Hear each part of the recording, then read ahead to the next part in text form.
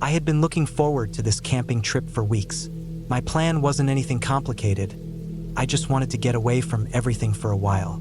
Work had been eating at me, and life in the city had me feeling like I was being pulled in 1,000 different directions. I wanted the silence of the woods, the smell of dirt and pine needles, the feeling of being completely alone with nothing but my thoughts. I had done some camping before, though never this far out. This time I had picked a place that wasn't part of the popular campgrounds where families parked RVs and kids rode bicycles. I had chosen a patch of national forest land that was far from the roads, the type of place where you had to hike in with everything on your back. I parked my car on the side of a gravel road that had barely any signs of use. From there, I loaded my pack, checked my gear, locked the car, and started down the faint trail I had found marked on a map. The hike wasn't too bad at first. The air was warm but not unbearable, the forest thick but alive with sound. Every step deeper into the woods felt like I was peeling away layers of noise from my regular life. By late afternoon, I found a spot I liked. It was tucked near a stream with just enough flat ground to set up a tent. The stream trickled by with a steady sound, and I liked the idea of having water close for cooking and drinking. I pitched my tent, gathered some wood for a fire, and felt good about how quickly I got myself settled. The spot was perfect, at least for what I wanted. I wasn't looking for comfort. I was looking for isolation. The first night went by smoothly. I made a small fire, cooked some food, and sat by the stream until the sky darkened and the stars appeared. The silence was broken only by insects and the occasional cracking of branches in the distance. I knew that most of the sounds were animals, but even so, my body stayed alert longer than my mind wanted it to. Every snap of wood made me turn my head. Every rustle of leaves made me wonder what was moving. Eventually, I crawled into my tent, zipped it shut, and fell asleep. The next day, I decided to go exploring further up the stream. I packed light, just water, some food, a knife, and a flashlight. I left markers along the way in case I wandered too far. The forest had a way of twisting itself around me, every part looking the same, and I knew how easy it was to get lost. As I walked, I noticed how the ground became softer, muddier in parts. There were tracks in the mud, deer, raccoon, maybe a coyote. I saw claw marks on a tree at one point, deep and uneven. I told myself it was a bear, but the thought passed through me quick. I wasn't exactly thrilled at the idea. By the time the sun was dipping down, I turned back. My camp felt like a safe little base when I returned. I built another fire, ate, and tried to relax. But as the night fell, I started hearing things that didn't feel the same as before.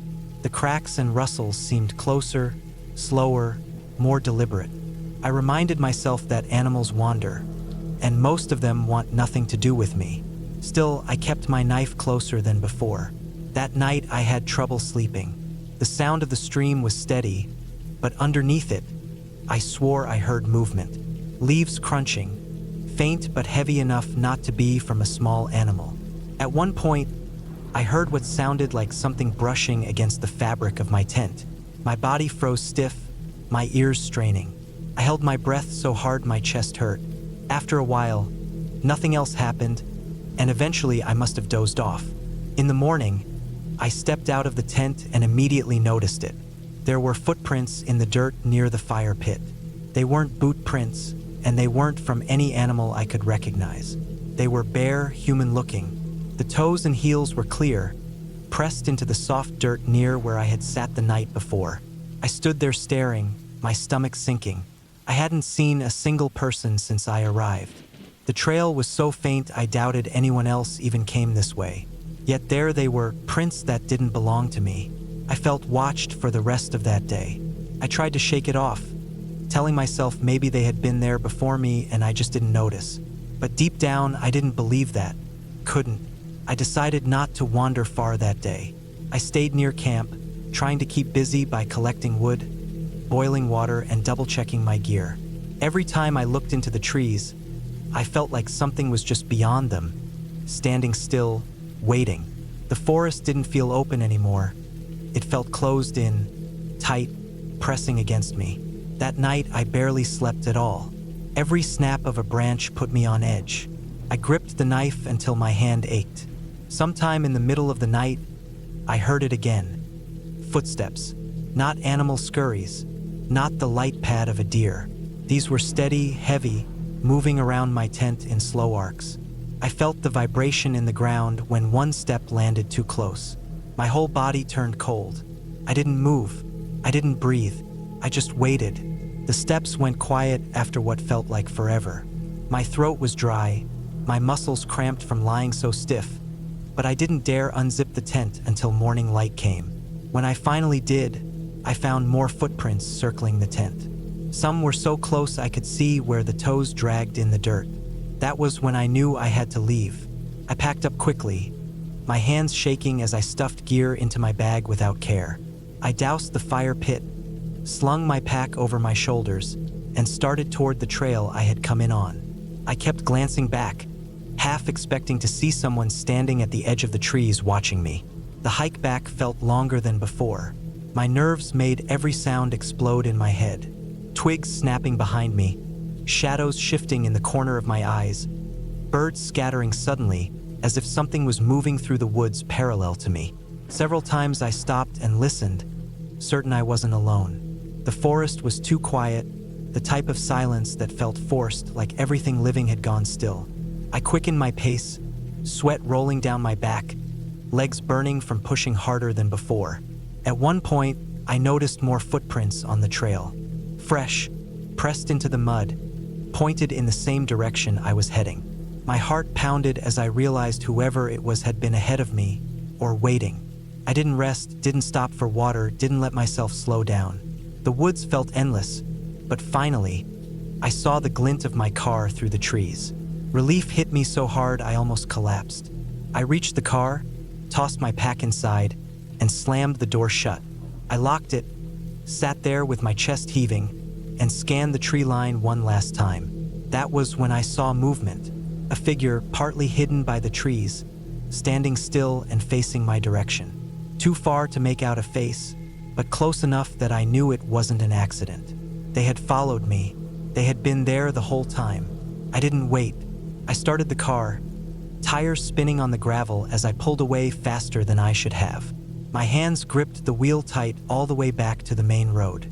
When I finally reached the highway, the forest shrinking in my rearview mirror, I let out a long breath I didn't know I'd been holding. I should have felt safe, but I didn't. The image of those footprints pressed into the dirt, circling my tent in the night, has never left me. The way that figure stood watching from the trees burned itself into my mind. I never went back to that place. I never even told anyone where it was. It was supposed to be random, just a trip into the woods to clear my head, but it left me with something I still can't shake. Camping alone had always been peaceful to me, but that trip taught me something I'll never forget. Out there, in the silence of the woods, you're never really sure if you're alone, and sometimes you're not.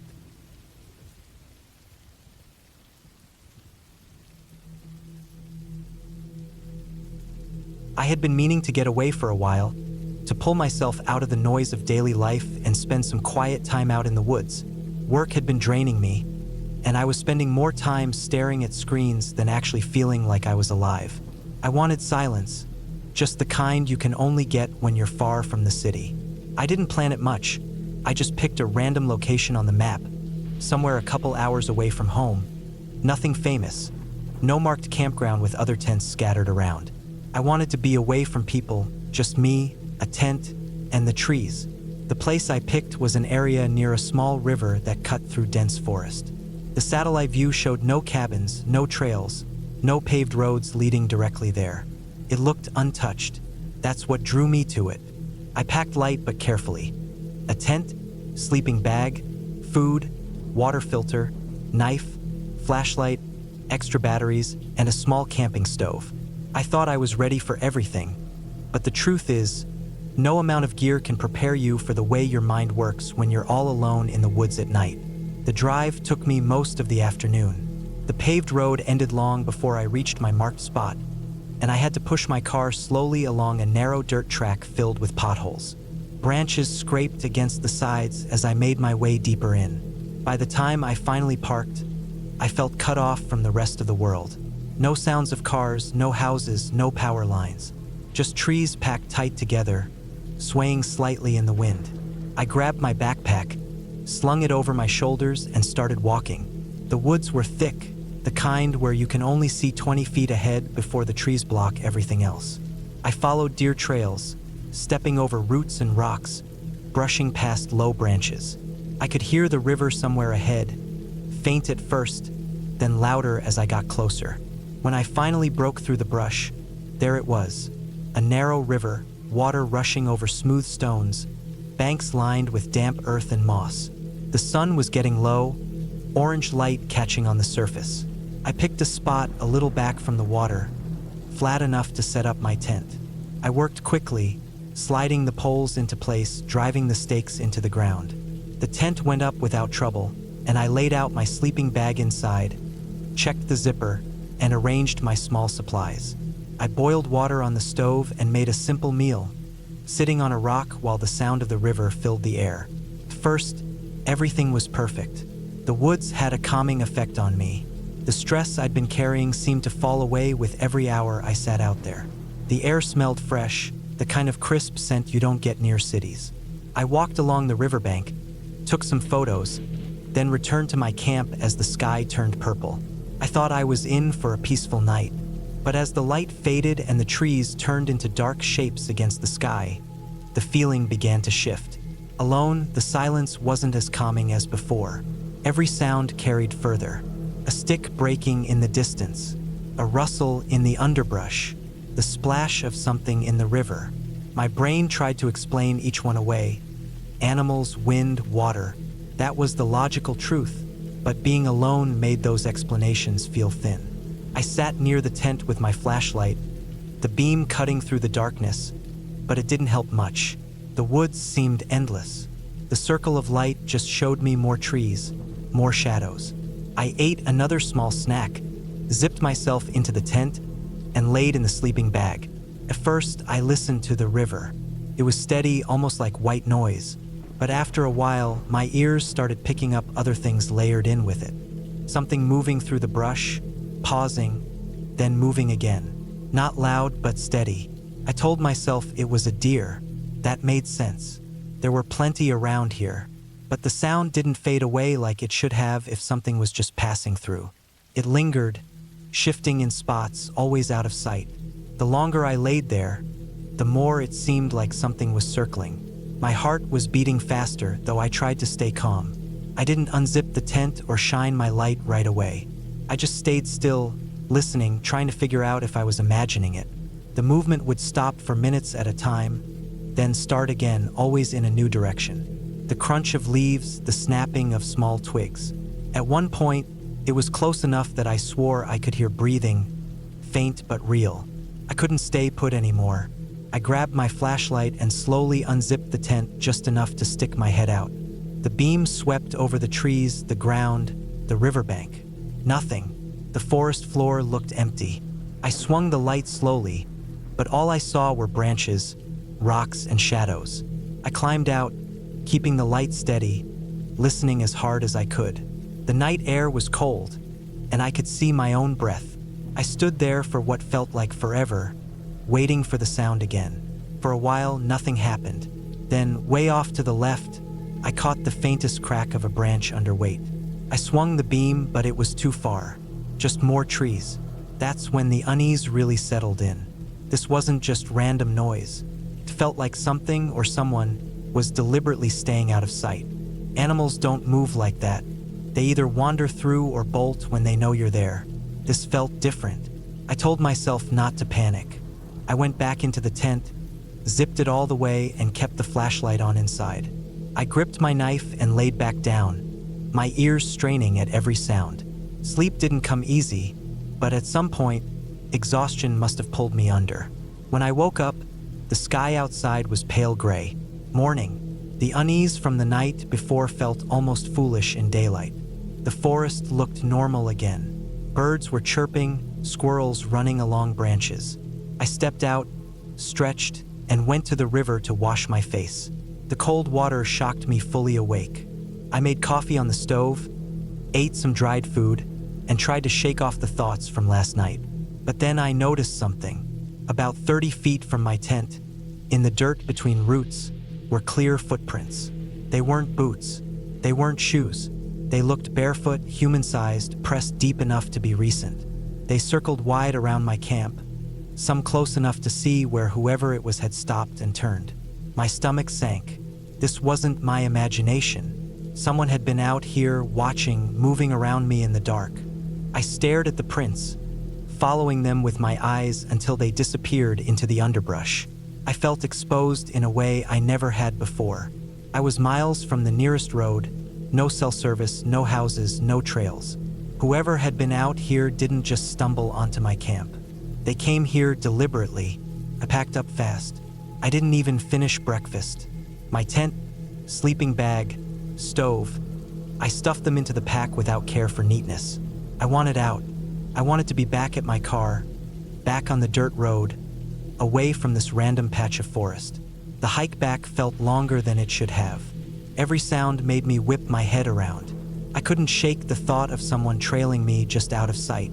My nerves were shot, and I kept checking behind me, gripping the knife handle inside my pocket. When I finally saw the faint line of the dirt road through the trees, I almost broke into a run. My car was still there, untouched. Relief washed over me, but it wasn't complete. The woods were still silent in that way that made the hair on my arms stand up. I threw my gear into the trunk, slid into the driver's seat, and started the engine. Gravel sprayed as I turned the car around and headed back down the road, branches scraping the sides again. I didn't breathe easy until I saw the first stretch of pavement, the first sign of normal life again. The whole drive home, I kept thinking about those footprints, about the way the sounds had circled me. Whoever it was, they didn't make a move, but they also didn't leave. They stayed close, quiet, watching me while I slept. That was worse than anything else, knowing I'd been completely vulnerable while someone stood just outside, choosing not to show themselves. When I got home, I unpacked my gear and shoved it into the corner. For days, I couldn't stop replaying it. The woods had felt endless, suffocating, and for the first time in my life, I understood that being alone out there doesn't mean being truly alone. I never went back to that spot. In fact, I never camped completely alone again. That trip taught me something simple but unforgettable. The scariest part of the forest isn't the wild animals, or the dark, or even the silence. It's the possibility of someone else being out there, choosing not to be seen, and you not knowing why.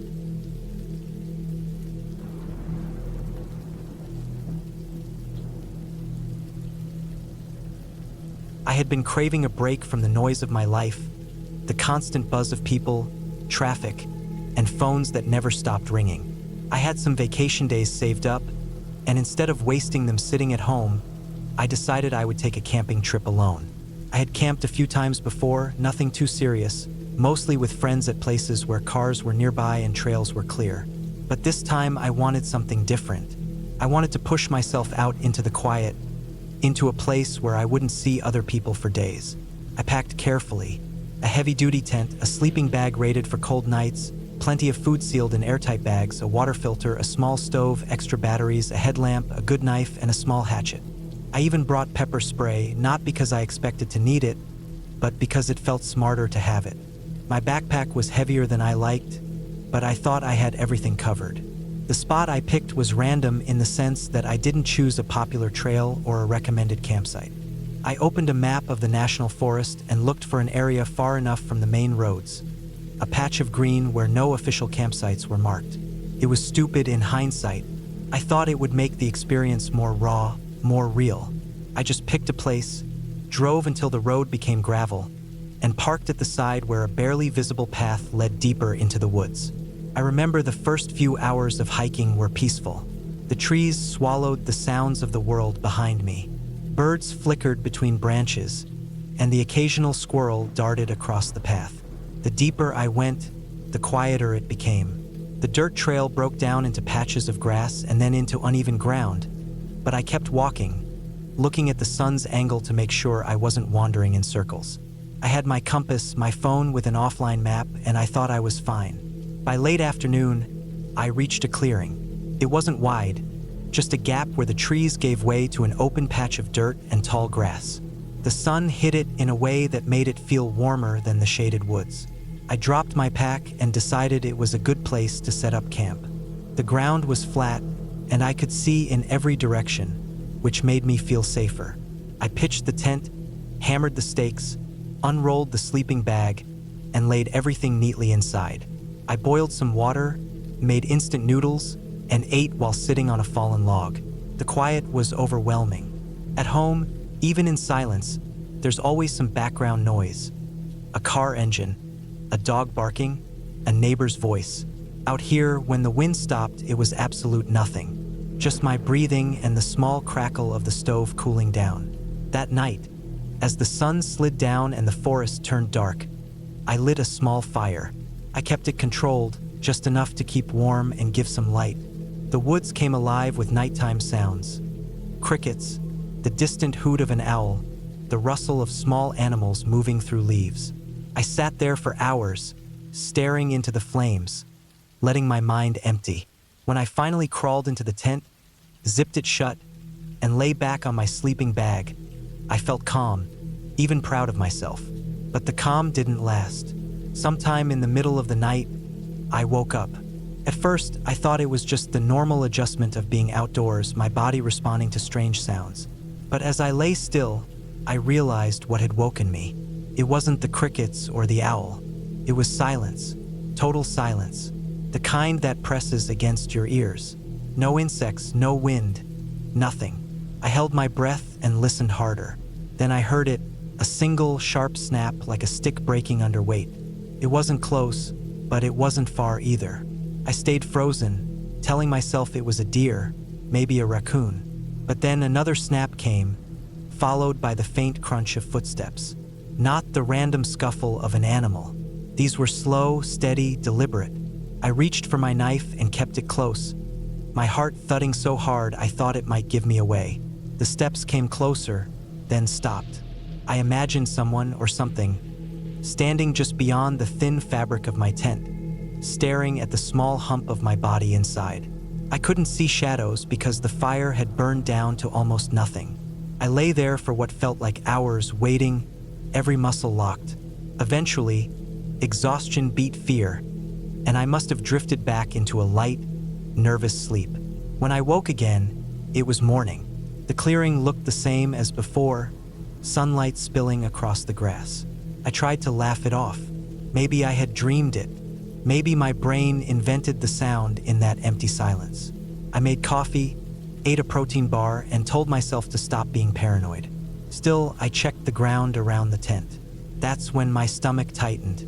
There were marks in the dirt. Not paw prints, not the random scatter of hooves.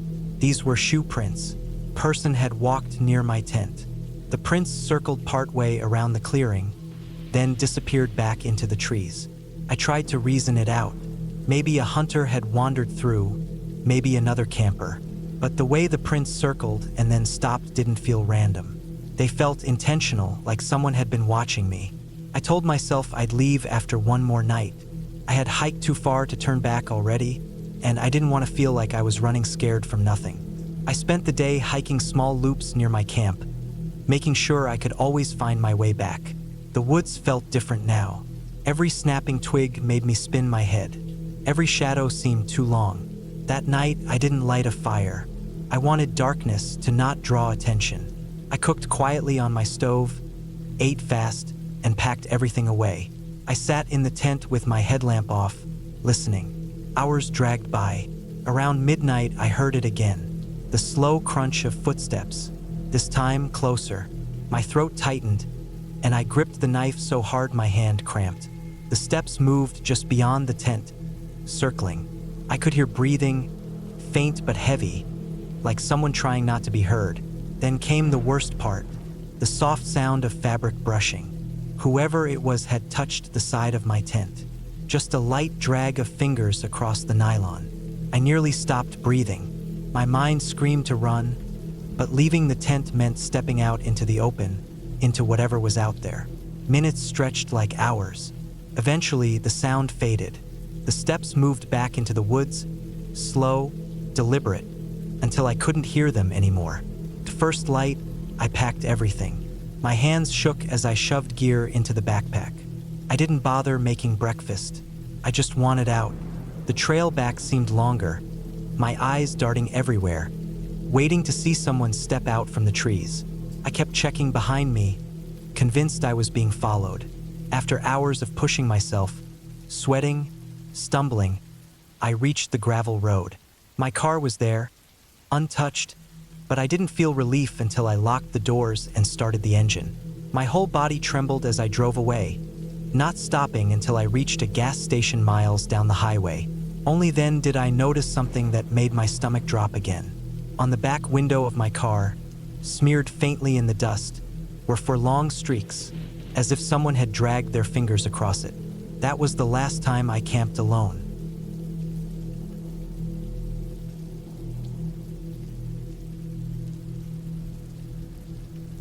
I had been planning to go camping for weeks, and I wanted to pick a place that wasn't crowded. I didn't want to set up a tent next to a family with kids screaming or other hikers playing loud music around a fire. I wanted quiet, isolation, and a real test of being out there alone. When I looked at maps, I noticed a stretch of forest land near a place people only referred to as Random Creek. It wasn't far from where I lived, maybe a 2-hour drive, but it was off the beaten path.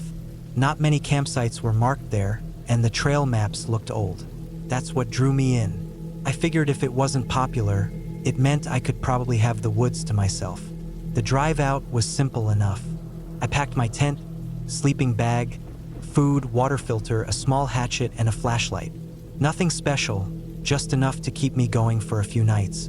The closer I got, the fewer cars I saw, and soon it was just me on a narrow road with trees leaning in on both sides. By the time I reached the small dirt lot that looked like a trailhead, there were no other vehicles around. Perfect. I parked, strapped my pack on, and started walking in. The first stretch of trail followed Random Creek itself. The water was low, just a thin flow running over rocks, making soft gurgling sounds. The air smelled damp, earthy, with that heavy forest scent that clings to you. The trail wasn't marked well, but I liked that. Every so often I'd see old faded paint on a tree, but it looked like no one had updated the markings in years. Fallen branches covered parts of the path, and some areas were overgrown. I had to push through brush in spots, and I felt a small thrill knowing this wasn't a place where many came anymore. After a couple of hours, I picked a spot away from the trail to set up camp. It was flat, surrounded by thick trees, and close enough to the creek that I could hear it, but not so close that I'd worry about damp ground. I cleared a space, put up my tent, and gathered firewood. It felt good to set everything up, like I was making a small home in the woods. The light filtered through the leaves, shifting with the breeze. Everything was calm. That first night was uneventful. I made a small fire, cooked some food, and sat listening to the forest. It was quiet, almost too quiet. Usually in the woods you hear crickets or frogs or something, but here the sounds seemed muted. I noticed it but didn't think much of it at first. Maybe this area just didn't have as much wildlife. The creek kept up its soft noise, and I eventually crawled into my tent and fell asleep. It was the second night when things started to feel off. During the day, I had gone further down the creek, exploring. The water twisted through the woods, and I followed it until I noticed something strange. Near the edge of the water, I found what looked like a shoe. Not just any shoe, but an old hiking boot, weathered and half buried in mud. At first I figured it was just trash someone had left behind, but as I looked closer, I noticed the laces were torn, and the sole had odd marks on it, almost like it had been cut or slashed. I didn't like the feeling it gave me. I left it and kept walking, but soon I found more. Pieces of fabric tangled in brush, a rusted metal canteen dented on the side, and what looked like a torn piece of backpack strap. All old, but scattered like someone had lost them in a hurry. I told myself it could have been from some hunter years ago, maybe even campers who got lost or abandoned gear. Still, when I headed back to my camp, I kept turning around, glancing at the trees. The forest didn't feel as calm anymore. I built my fire bigger that night, more for comfort than need. When darkness came, I couldn't shake the feeling of being watched. I sat near the fire, listening. The quiet seemed heavier, The only sound was the crackle of flames and the occasional rustle of leaves in the breeze. Then, sometime late, I heard something different. A branch snapped, not far off. Then another, heavier, deliberate, like footsteps. I froze. My first thought was an animal, maybe a deer, but it didn't sound like one. It sounded slow, cautious. I grabbed my flashlight and aimed it toward the trees, but the beam only cut through a short distance, showing trunks and brush. Nothing moved, but I could feel it. Something was there. I stayed awake most of that night, gripping the flashlight, staring into the dark. Eventually, exhaustion pulled me under, but my sleep was shallow and broken. I woke at every little noise, convinced something was near my tent. In the morning, I forced myself to calm down. It was easy to get spooked alone in the woods. Maybe I had imagined more than was really there. Still, when I stepped outside my tent, I noticed something in the dirt. A mark. It wasn't a paw print or anything I could identify, just a spot where the ground had been disturbed, pressed down like someone had been standing there, right near the edge of my camp. I tried to brush it off, telling myself it was from me walking around the night before, but deep down, I knew it wasn't. I considered packing up, but part of me resisted. I had come here to test myself, to be alone in the woods. If I left after just 2 nights, it would feel like failure. So I decided to stay, but I couldn't shake the unease. That day, I stuck closer to camp, gathering more wood, checking my surroundings again and again. By late afternoon, I thought I heard something upstream, like a faint clanking sound, metal against rock maybe. I walked toward it, slow and quiet, until I saw something that froze me in place. Across the creek, barely visible through the trees, was what looked like another camp. A small fire ring made of rocks, blackened from use. Nearby, a tarp was strung between 2 trees, weathered and sagging. I couldn't tell if it was abandoned or not. No one moved around it, but it looked recent enough to make me wonder. I didn't cross over. I just stood there watching, waiting, but nothing happened. Eventually, I went back to my own camp, unsettled. Someone else was out here, and I didn't know who they were or what they were doing. That night was the worst. As soon as the forest went dark, I felt the weight of being watched again. I tried to keep my fire big, tossing in extra branches, but it only made the shadows flicker more wildly. Hours passed. Then, sometime deep in the night, I heard it. Footsteps, slow, steady, circling just beyond the light of my fire. Not rushing, not careless, deliberate. I sat frozen, my heart pounding, gripping the hatchet I had brought. I didn't move, afraid that any sound might give away more of my presence, even though whoever was out there surely already knew. The footsteps would stop for long stretches, then start again, moving around the perimeter of my camp.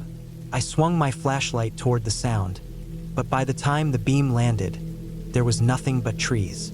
My throat was dry, my hands slick with sweat. I wanted to call out, to demand who it was, but fear held me still. I remembered the scattered gear I had seen, the torn boot, the strap.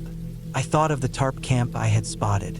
Whoever it was, they didn't want to be found in the open. Eventually, the sounds faded, and the forest fell silent again. I didn't sleep at all. I just sat there until the sky started to lighten. By morning, I had made my decision. I wasn't staying another night. Whatever was out there, I didn't want to cross paths with it again. I packed quickly, glancing around constantly, half expecting to see someone watching.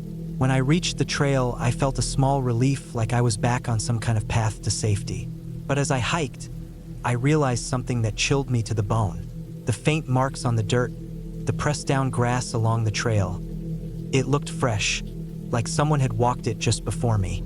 Not animals, footsteps, leading the same direction I was heading.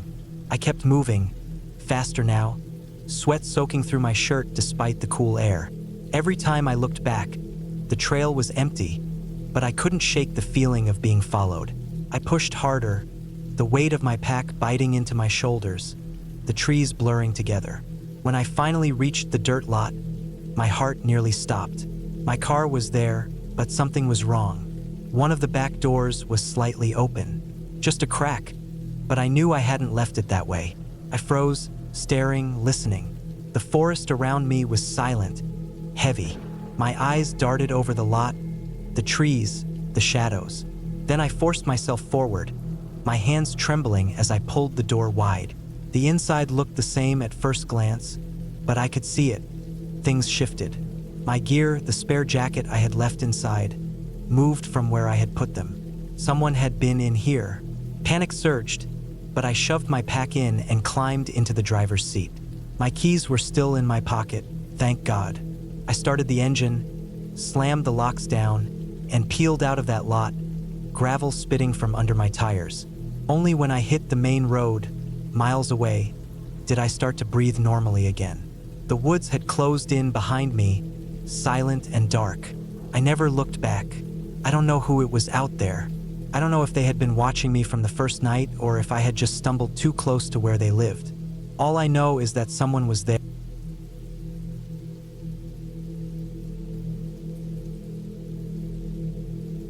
I had planned the trip without much thought, only deciding on it the night before I left.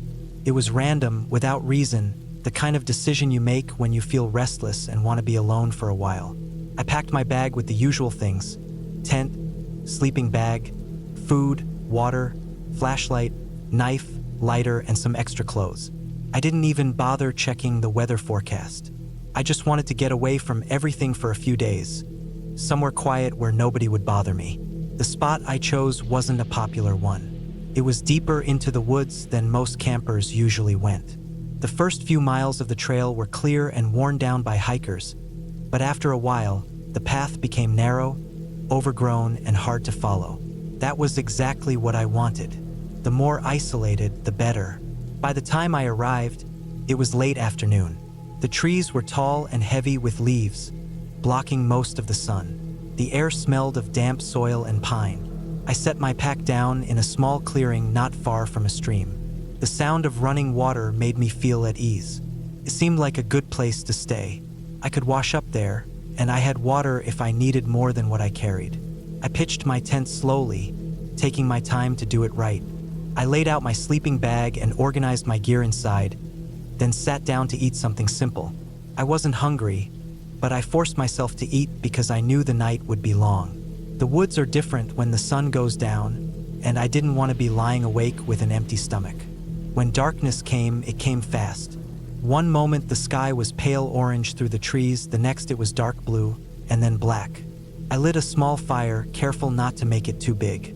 The flames threw light on the trees around me, making the clearing feel smaller, almost like the woods had moved closer.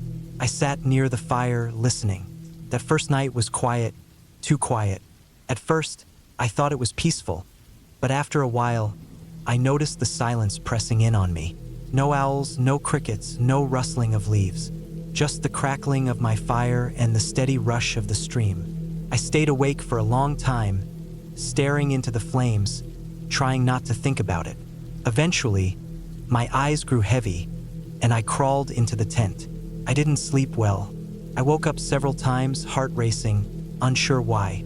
Each time, I listened, trying to figure out what had disturbed me, but the woods stayed silent. No footsteps, no snapping twigs, nothing. Just that deep, heavy quiet that seemed unnatural.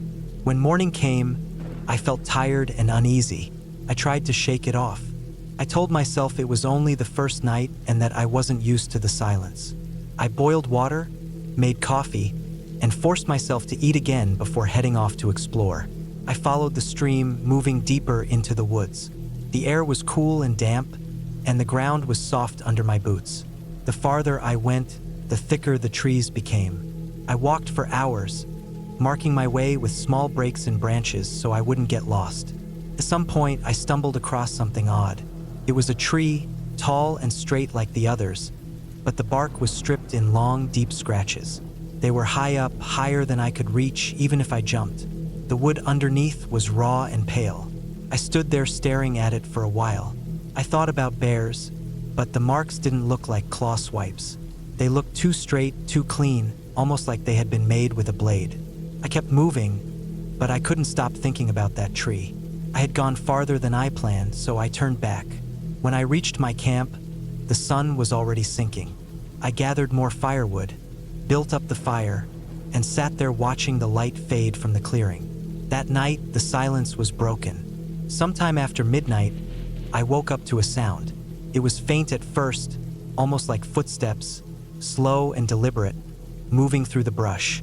My heart hammered in my chest. I lay still, listening. The steps came closer, then stopped. I held my breath, waiting. For a long time, nothing happened. Then I heard it again, the crunch of leaves, the snap of a twig. This time, it was on the other side of the clearing. Something or someone was circling my camp. I reached for my knife and flashlight, but I didn't turn the light on. I didn't want to give away that I was awake. I just lay there, gripping the handle of the knife, staring at the dark ceiling of the tent. After what felt like hours, the sounds faded. The footsteps moved away, and the woods fell silent again. I didn't sleep after that. I stayed awake, waiting for them to return, but they never did. When the sun came up, I crawled out of the tent and looked around. The ground was damp with dew, and the fire had gone cold. I walked slowly around the clearing, scanning the dirt for tracks. I found some. They weren't animal tracks. They were boot prints pressed deep into the soil. My stomach sank. Someone had been out there, circling my camp in the middle of the night. The idea of packing up and leaving crossed my mind, but I told myself I was overreacting. Maybe it was just a hiker passing through. Maybe they were lost. I tried to convince myself of that, but the truth was hard to ignore. They had stopped near my tent. They had stood there listening. The day dragged on slow. Couldn't relax. Every sound made me tense up. A branch falling, a gust of wind, even the stream rushing nearby. It all felt too loud, too close. I collected more wood, sharpened a stick to use as a spear, and kept my knife close at hand. That night, I didn't bother trying to sleep. I sat by the fire, waiting. Hours passed. Nothing happened. Then, just when I started to think maybe I was safe, I saw something. It was faint, just at the edge of the trees, but I knew I wasn't imagining it. A figure, tall and still, standing in the shadows. I froze. The fire cracked, and the figure didn't move. I could feel its eyes on me. My chest tightened. I wanted to grab my flashlight, but I was scared to move. Then, just as quietly as it had appeared, the figure stepped back into the darkness. I strained my eyes, trying to follow, but it was gone. The rest of the night was torture. Every flicker of the fire made me think I saw something moving. Every rustle of leaves made my skin crawl. I stayed up until dawn, shaking, gripping my knife so hard my hand hurt. By morning, I knew I couldn't stay. This trip had been random, without reason, but I had no reason to stay either. I needed to leave before something worse happened. I packed my gear quickly, shoving everything into my bag without care. I doused the fire, slung the pack over my shoulders, and started back toward the trail. The woods felt different on the way out. Heavier, darker, even though the sun was up. Every few minutes, I looked over my shoulder. I couldn't shake the feeling I was being followed.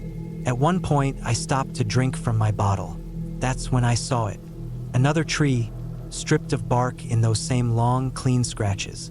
And beneath it, fresh boot prints, pressed deep into the soil, pointing in the same direction I was heading. I didn't stop again after that. I walked fast, almost running, heart hammering, sweat soaking through my shirt. The trail felt endless. My legs burned, but I pushed on, desperate to get out of the woods.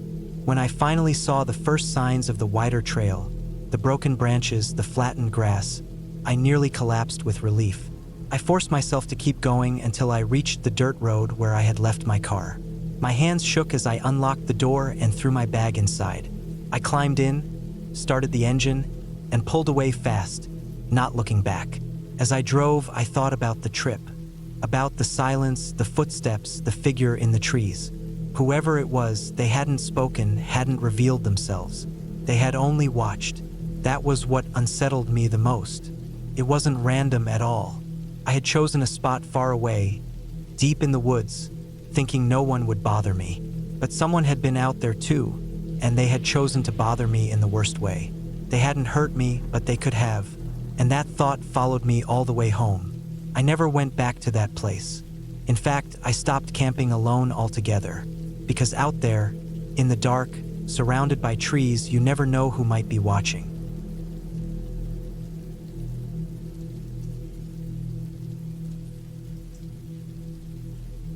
I had been planning the camping trip for weeks.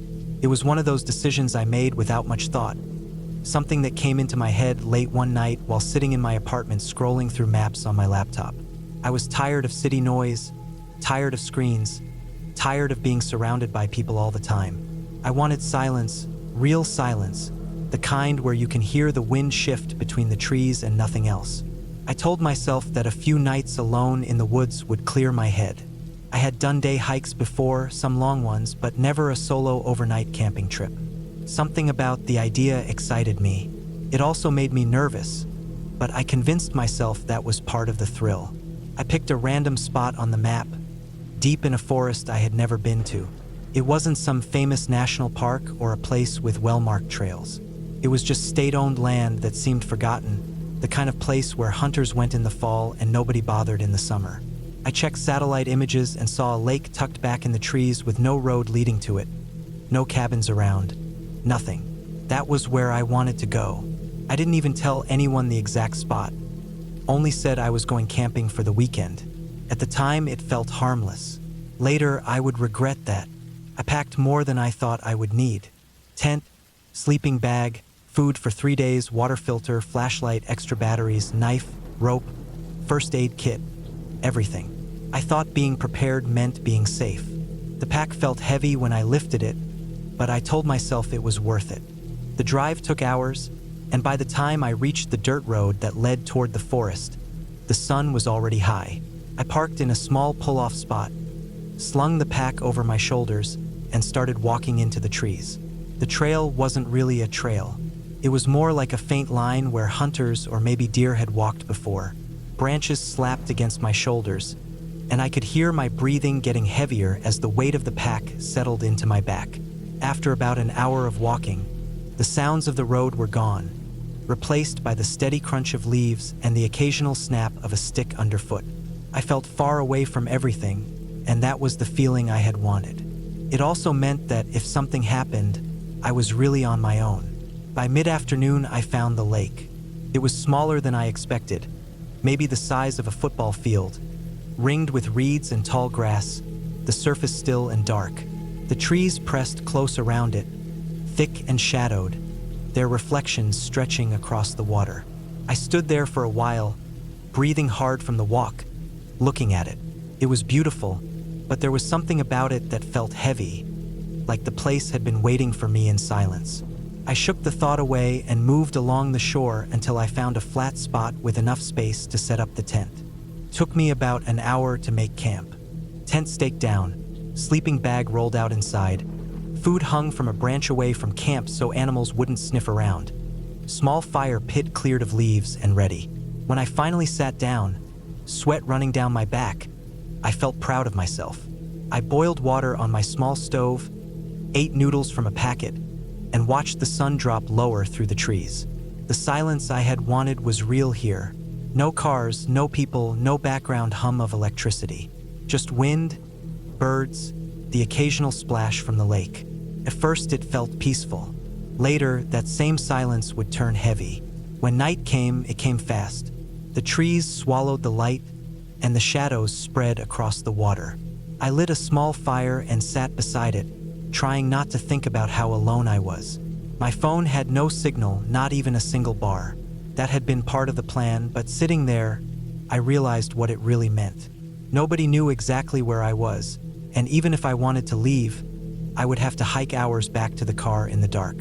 The thought gave me a hollow feeling in my chest, but I pushed it aside. I told myself this was what I wanted, a challenge. The first night, nothing happened. I heard the usual sounds of the forest, branches creaking, small animals moving in the underbrush, an owl calling somewhere far away. I tried to sleep, but every time I closed my eyes, I became too aware of how thin the tent fabric was, how close the dark pressed in around me. Eventually, exhaustion pulled me under, and I slept in uneasy fits, waking at every small sound. When morning finally came, I felt relief. The second day I explored. I walked around the lake, pushed through the trees to higher ground, tried to get a better sense of where I was. The forest seemed endless. No roads, no cabins, no sign of anyone else. I found animal tracks near the shore, deer, maybe raccoon. Nothing unusual. Still, I couldn't shake the feeling that I was being watched. It wasn't constant, just waves of awareness, like the air shifted sometimes and pressed against me. I tried to laugh at myself, but the unease lingered. That night, things changed. I had cooked dinner and sat watching the fire when I heard it. Not the usual snap of a stick or rustle of leaves, but something heavier. A deliberate crunch of footsteps in the dark, just beyond the reach of the firelight. My head jerked up, and I stared into the trees, my ears straining. The sound stopped. The forest was still. My heart thumped hard, and I told myself it was probably a deer. That was all it could be. But the steps had been slow, steady, not the quick darting of an animal. I stared at the tree line for what felt like an hour, waiting, until finally I forced myself to crawl into the tent. I lay there in the dark, listening. I didn't sleep much. The next morning, I walked the edge of camp, checking the ground. I didn't expect to find anything, but I did. Footprints. Not deer, not raccoon. Human. They were faint but clear enough in the soft dirt near the water. Bare feet, long toes pressed into the mud. My stomach turned when I saw them. I was miles from the road, in a place nobody ever came to, and someone had been standing right by my camp, watching. My first thought was to leave immediately, but pride kept me there. I told myself maybe it was old, maybe some fishermen had been here weeks ago, but deep down I knew better. The prints looked fresh, the edges sharp. Whoever it was, they had been there last night. All day I couldn't relax. Every sound made me snap my head around. I walked farther into the woods, but the deeper I went, the more I felt eyes on me. I kept seeing shapes in the trees, like someone slipping behind a trunk just out of sight. By the time the sun went down, my nerves were shot. I built a bigger fire than the night before and sat with my back to the tent, knife in hand. The forest around me seemed too quiet, like it was holding its breath. It started again when the fire burned low. The sound of footsteps, slow and steady, circling the edge of the light. I froze, knife clutched tight, eyes darting around. The steps would stop, then start again, always just far enough that I couldn't see who or what it was. My skin prickled, my heart slammed in my chest, and I realized I was shaking. I wanted to yell, but my throat felt locked. I sat there, staring into the dark, until finally I couldn't take it. I kicked dirt over the fire, grabbed my flashlight, and crawled into the tent. I lay there all night, every nerve in my body tight, listening to the slow circling outside. Sometimes the steps came close, so close I thought whoever it was might press a hand against the tent fabric. But nothing happened. They just circled, waiting. When morning came, I was already packed. I didn't eat, didn't drink, just shoved everything into my bag and started moving. My whole body felt tight, every muscle sore from not sleeping. I wanted out. I didn't care about the trip anymore. The woods felt different now. They weren't peaceful. They were hostile. Every step I took, I expected to see someone step out onto the path ahead. I kept turning, scanning behind me. Nothing, just the endless trees. I walked for hours, following the faint path I thought led back to the car. But something was wrong. The landmarks didn't look right. I should have reached the road by midday, but the forest just kept going. The path split in places I didn't remember, twisting deeper. I realized with a sick feeling that I was lost. I tried to calm down, check the sun's position, think logically, but panic had already set in. I picked a direction and walked faster, hoping it was the right one. That was when I saw it. Another footprint in the dirt, pressed deep, fresh, barefoot again. My stomach lurched. Whoever had been watching me at the lake was here too, moving through the woods, always ahead or behind, never seen. I looked around, scanning the trees, but there was nothing, just silence. The forest pressed in close, heavy and suffocating. I kept moving, faster now, almost running. By late afternoon, my legs were shaking. My throat was dry, and I had burned through most of my water. I stopped once to rest, but the silence made it worse. I thought I heard something then, breathing, low and steady, just behind me. I spun around, flashlight in hand, but the trees stood empty.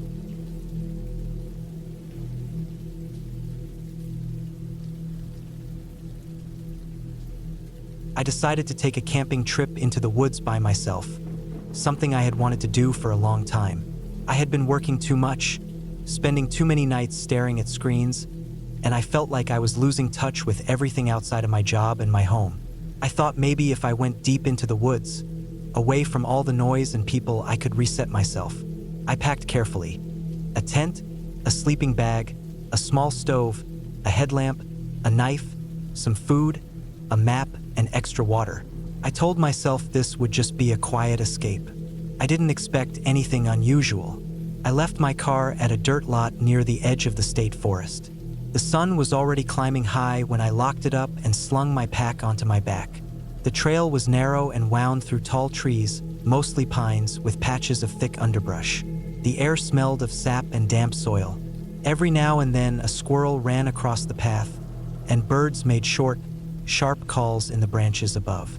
The woods felt alive, but in a way that made me feel small, like I was a visitor in something much bigger. The first couple of hours were fine. My boots crunched over dried pine needles, and I sweated under the straps of my pack. I stopped once to drink water, and I noticed how still it felt when I stood still. No cars, no voices, just the distant movement of branches and the occasional creak of a tree shifting. That silence was what I wanted, but it also carried a kind of weight. I chose a spot near a shallow stream around mid-afternoon. The water was low, barely trickling over smooth stones, but I figured it would be useful if I needed more water. The ground there was flat enough to set up a tent. I cleared sticks away, pitched the tent, and rolled out my bag inside. Everything seemed fine. I cooked a quick meal on my stove, just pasta with a packet of sauce, and ate while sitting on a log. The sun dropped lower, and the woods began to darken in a way that felt faster than in the city. By the time I finished eating, the light between the trees had thinned to gray, and I could feel the temperature dropping. I decided to collect a little more wood for a fire before it got too dark. As I moved further from my tent, I noticed how quickly I lost sight of it among the trees. The orange of the tent blended in with the low light, and even though I was only 20 or 30 yards away, it felt like it had vanished. That gave me a strange, uneasy feeling, so I didn't go far. I gathered a small pile and returned. When the fire was burning, I sat next to it and listened. The flames cracked softly. Beyond that, there was nothing. The silence felt heavier now. I kept looking up from the fire into the woods, expecting to see something, but there was only blackness broken by the lines of tree trunks. My headlamp beam showed just enough to make the shadows look alive. I tried to relax. I told myself this was what I wanted: quiet, nature, space to breathe. But my body didn't seem to agree. I felt tense, my shoulders tight, my ears straining for sounds. At one point I thought I heard footsteps, but when I switched off the fire and listened, there was nothing. Just the stream trickling and leaves shifting in the breeze. I eventually crawled into my tent. The nylon walls felt thin and fragile compared to the size of the forest around me. Every sound carried through. I lay there for a long time, staring at the ceiling, while the fire outside died down to a faint glow. My heart was beating too hard for no reason. I told myself it was just being alone in the woods, something I wasn't used to. Eventually, I drifted into an uneasy sleep. Sometime deep in the night, I woke up. At first I didn't know why, but then I realized I had heard something. It wasn't the soft noises of the forest. It was sharper, closer, a branch snapping, then another. It wasn't the sound of a deer moving quickly. It was slower, heavier. My body froze. I lay on my back, holding my breath, listening. The steps came again, moving through leaves, deliberate, unhurried. They were close to my tent. I stayed still. My heart pounded in my throat. I thought about reaching for the knife in my pack, but I didn't move. The footsteps paused, then shifted again, circling slightly. I could hear breathing now, faint but real. Someone was out there, not an animal, not random. Someone. The sound stayed for what felt like forever, then slowly faded away into the woods. I didn't sleep again that night. I just lay there, staring into the dark, waiting for morning. When the gray light finally came, I got out of the tent and looked around. There were faint impressions in the soft dirt near the trees. Not clear enough to see details, but wide enough to be boot prints, not animal tracks. I crouched down and studied them until I felt sick. They were too close. Whoever it was had been standing only a few feet from where I was sleeping. I thought about leaving right then, but I told myself maybe it was just a hiker who had wandered close. Maybe they didn't even know I was there. I tried to calm myself. I boiled some water, made coffee, and forced myself to eat. But the whole time, my eyes kept scanning the woods. I didn't see anyone, but that didn't mean much. I packed a small day bag and decided to hike further along the trail, leaving my tent up. I thought maybe keeping busy would help. I followed the stream deeper into the forest, and for a while, the rhythm of walking calmed me. But every time I stopped, I felt watched. The trees seemed too still, too quiet, like they were holding something back. By the time I got back to camp in the afternoon, my nerves were raw. My tent looked untouched, but I couldn't shake the idea that someone had been near it again. I built another fire, cooked a meal, and tried to act normal. But as night came on, my body locked up again. That night was worse. I woke up to the sound of something brushing against my tent wall. A faint drag, like fingers or fabric. I sat up fast, clutching my knife. I could hear breathing again, this time closer, right outside. The thin nylon rippled as if something leaned against it, just for a second. Then silence. I didn't move until dawn. When I stepped outside, I saw more prints in the dirt. Clearer this time. They were definitely boots. Large ones. Someone had walked in circles around my camp. That was it. I couldn't stay another night. I shoved my gear into my pack, broke down the tent, and decided to leave. The whole time I worked, I felt eyes on me. My hands shook as I tied straps, and I kept jerking my head at every sound. I started back toward the lot, moving fast. The woods looked different now. Every tree seemed like it was hiding someone. I kept thinking I heard steps behind me, but when I stopped, there was only silence.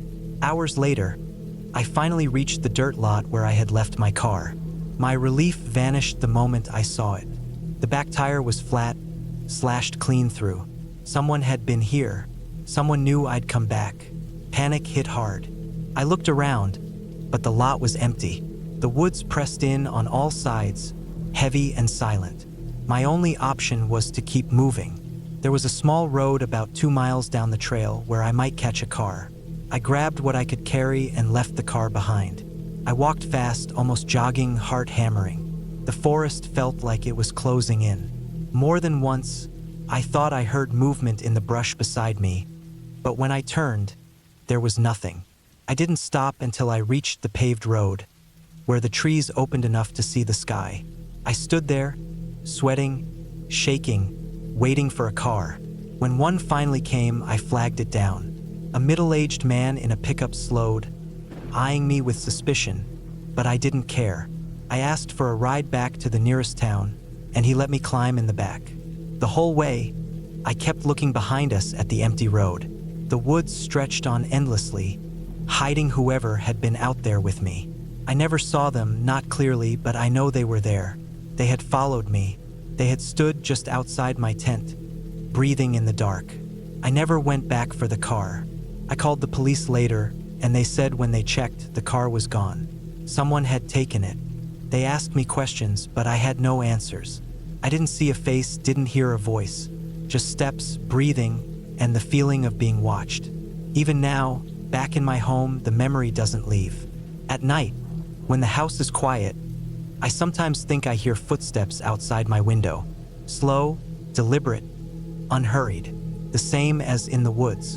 And I wonder if whoever was out there that night still remembers me, the way I will always remember them.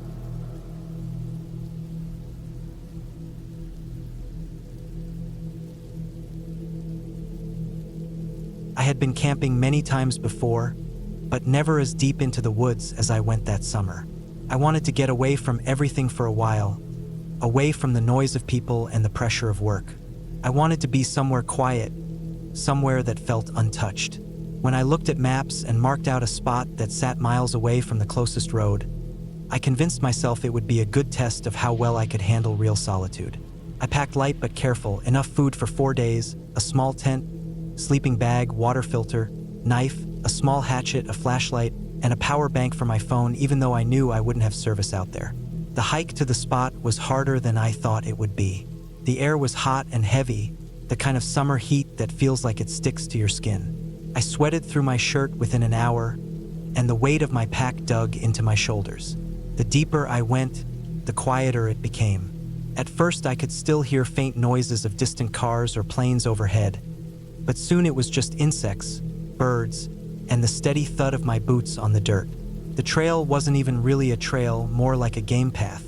Branches snapped back into my face, spider webs stuck to my arms, and fallen logs forced me to climb or crawl.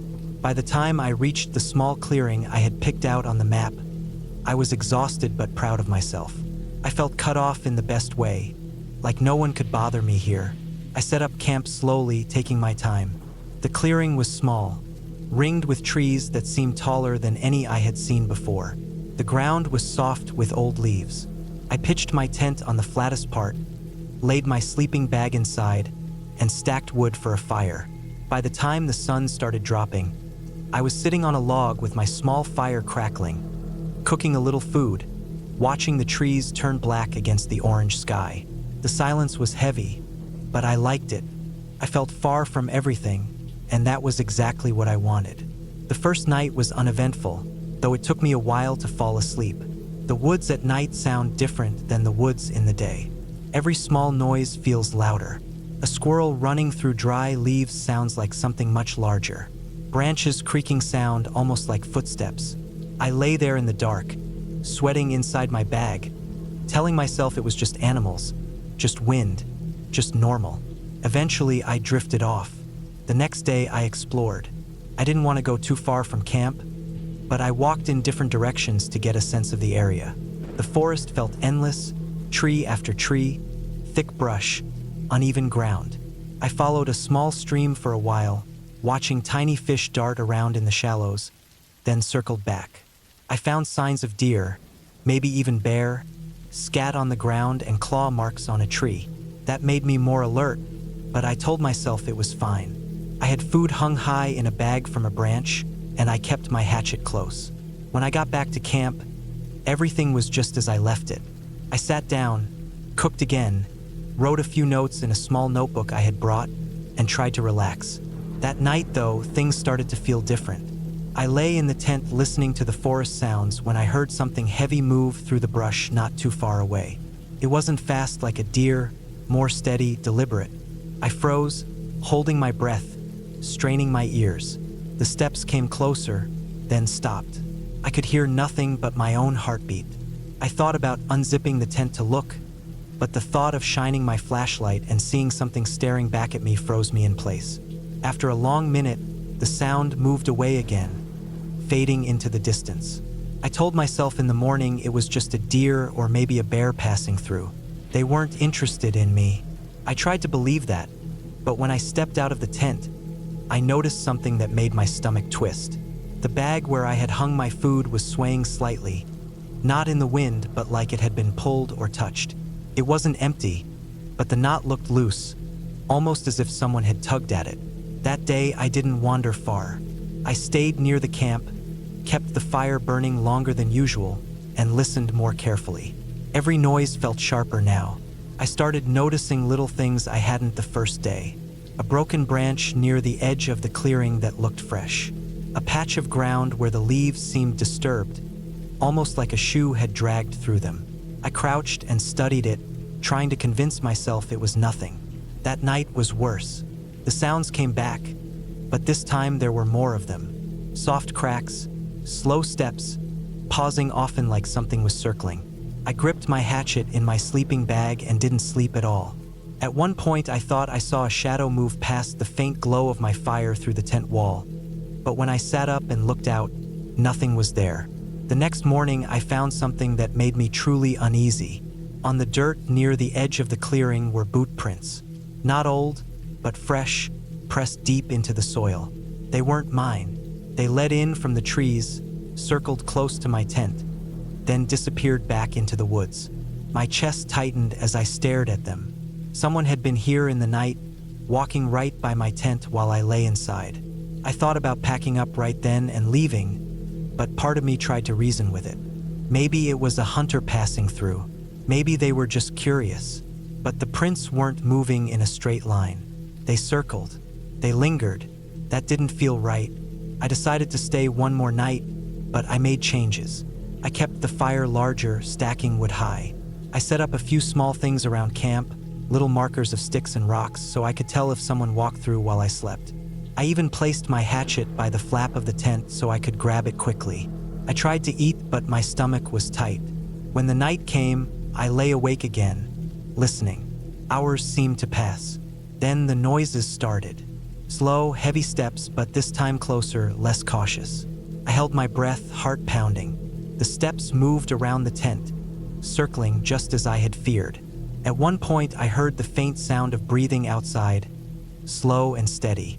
I gripped the handle of my hatchet so hard my hand hurt.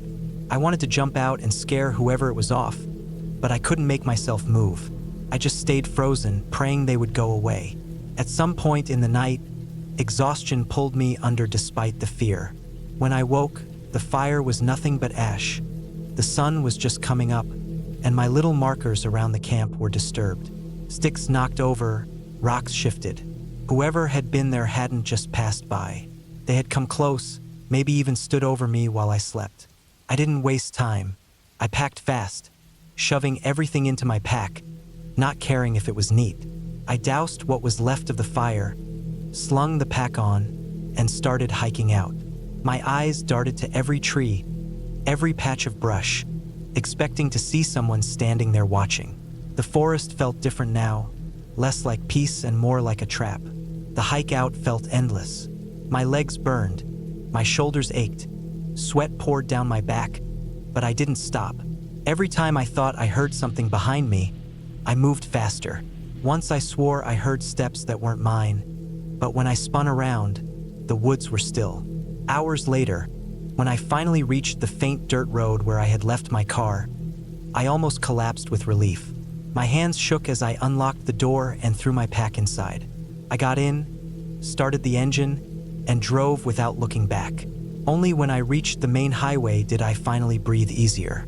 The tension started to drain, though my heart still raced. I never knew who it was out there or what they wanted, but I knew they had been watching me, circling me, maybe waiting for me to fall asleep fully. I realized then how vulnerable I had been, how far from help, how easy it would have been for someone to step into that clearing and I would never be seen again. I haven't gone back into the woods alone since. I tell myself I still love nature, still love the quiet, but when I think about that trip, about the prints in the dirt and the breathing outside my tent, I feel that same tight knot in my stomach. Some things out there aren't animals, and they aren't friendly strangers.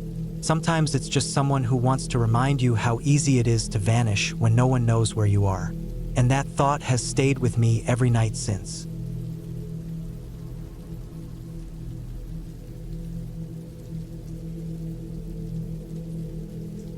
I had been wanting to go camping for a while, but every time I planned it, something came up. Work, family, weather, or just plain laziness. One weekend, I finally decided I was going no matter what.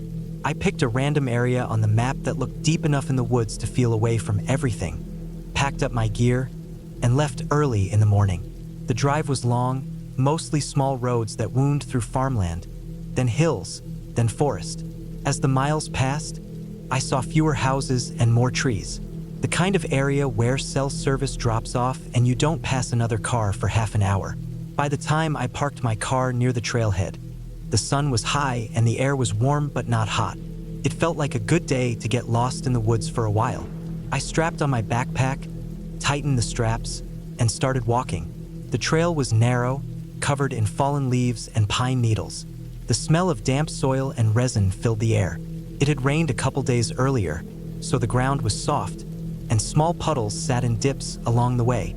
I could hear nothing but my boots crunching and the occasional distant bird call. After an hour, the trail thinned and split into smaller paths. I picked one at random, figuring all I needed was to get far enough away to not hear any cars. I wanted real quiet. The deeper I went, the thicker the woods grew. The trees leaned over me, branches tangled above like a roof. It was darker under there, cooler too, even though the day was bright. I hiked for hours. My shirt stuck to my back, my water bottle emptied faster than I thought, and I kept wiping sweat from my forehead. I didn't mind. It was the kind of tired that felt good, like I'd earned it. When I finally decided to stop, I found a small clearing just big enough for a tent. The ground was uneven, but with some clearing, I made a decent flat spot. I dropped my bag, stretched my back, and listened. Nothing but woods. No engines. No people, just silence broken by rustling leaves. It felt both peaceful and strange, because I realized how rare it was to be somewhere truly empty. I set up my tent slowly, making sure every stake was solid. Then I gathered wood, starting with damp branches that snapped but felt spongy inside. I had to dig around for drier pieces. My knife blade dulled a little as I shaved off bark to get to dry fibers. Eventually, I had a small pile. I lit it carefully, coaxing the flame, feeding it until it caught. Smoke drifted upward and the crackle broke the silence. As the fire grew, I cooked a simple meal from what I'd packed. Nothing fancy, just enough to fill me. Sitting there, chewing, I watched the trees sway and the light dim. The forest changed when the sun dipped. Shadows stretched, the air cooled, and the sounds changed. Birds quieted and insects hummed louder. I told myself I'd stay one night. That was enough for me. Just one night out here, then back to the car, back to town. It sounded simple, but the night didn't feel simple once it arrived. The darkness came faster than I expected. One moment the trees were painted gold by the setting sun. The next they were black silhouettes. I stoked the fire higher because the dark felt thicker than I was used to. My little circle of orange light felt too small. Beyond it, the forest swallowed everything. I tried to relax. I stretched out near the fire, sipping the last of my water, staring into the flames. The wood popped and cracked. Sparks jumped. I closed my eyes for a bit, listening to the night. That was when I first heard it. A single snap, a branch breaking. Not close, but not far either. At first, I thought nothing of it. Animals move all the time at night. But then I heard another. Not a rustle, not a small scurry. It was weight. Something heavy stepping on a branch, snapping it clean. I froze. My ears strained. The fire popped again, masking smaller sounds. I leaned forward, staring into the darkness between the trees. My eyes adjusted, but all I saw was black on black. Another snap, this time to the left. I told myself it was a deer, or maybe a bear, both common enough. But my stomach tightened because it felt too deliberate. The spacing between the sounds was even, like steps. I got up and tossed more wood on the fire, making it flare bright. The circle of light grew, but not far enough. Beyond that glow, I saw only shadows. I grabbed my flashlight, clicked it on, and pointed it into the trees. The beam cut through the dark, sliding over trunks and brush. Nothing moved. I kept it pointed out there for a while. My hands started to shake, but I told myself it was just nerves. Finally, I turned it off, went back to the fire, and tried to focus on the heat. Minutes later, another snap, this time closer. I stood again, listening hard. My heart pounded so loud I felt it in my throat.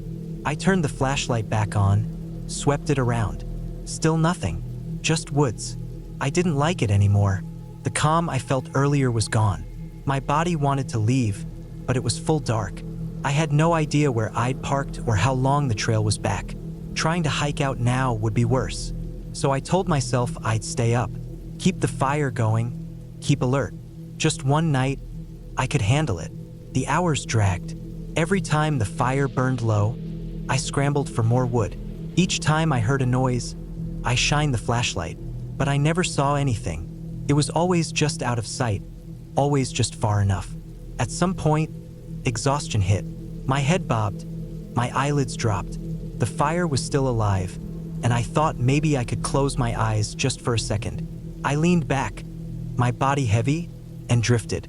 When I woke, the fire was almost out. The coals glowed faint red.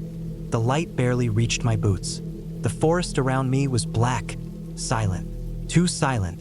I sat up fast, heart racing. Then I froze. I smelled something, not with smoke, not damp earth, something sharp, sour, human, sweat. And then I heard breathing, not mine, not close enough to feel, but close enough to hear, just beyond the dying firelight. Slow, steady, like someone trying not to be heard but failing. Every hair on my body stood. I couldn't move. I didn't shine the flashlight. I didn't call out. I just sat there, muscles locked, waiting. The breathing stopped. Silence. I forced myself to grab the flashlight, thumb hovering on the button. I counted in my head. 1, 2, 3. I clicked it on and pointed. The beam caught trees, brush, nothing else. But in that instant before I turned, I swear I saw movement. A shape ducking out of the light. I stood, flashlight shaking in my grip. I backed toward the tent, but then realized that was worse. A tent was nothing. Thin fabric. No lock, no safety. If someone was out there, they'd get in. I decided right then I wasn't sleeping. Not at all. I fed the fire until it roared again, sat with my knife in one hand and the flashlight in the other. My ears strained for the slightest noise. The night stretched, the darkness never lifted. When the first pale light of dawn touched the trees, I was still sitting there, wide-eyed, stiff. The forest looked normal again, harmless. Birds chirped, the air warmed. I didn't waste time. I packed everything in minutes, not caring if it was messy. I stomped out the fire, slung my bag over my shoulder, and started walking fast, not even sure if I was on the same path I came in on. For hours I walked, barely stopping, legs shaking, mouth dry. The woods seemed endless. Every snapped twig behind me made me spin around, but I never saw anyone. Finally, by sheer luck, I found the dirt trail that led to the lot. My car sat there, the only one. Relief almost dropped me to my knees. I threw my pack in, slammed the door, locked it twice.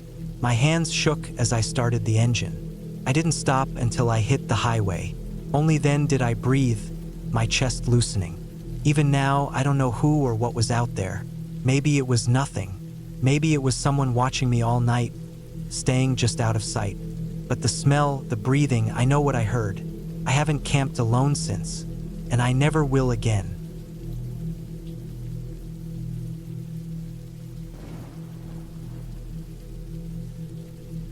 I had gone camping alone many times before, but that trip into the random stretch of woods far from where I lived felt different from the start. It wasn't a park, not even a recognized campsite, just a patch of wilderness I had picked out from a map because I wanted real solitude. No trails, no campsites, no markers. I wanted silence, to be away from everything, to test myself in a place where no one else went.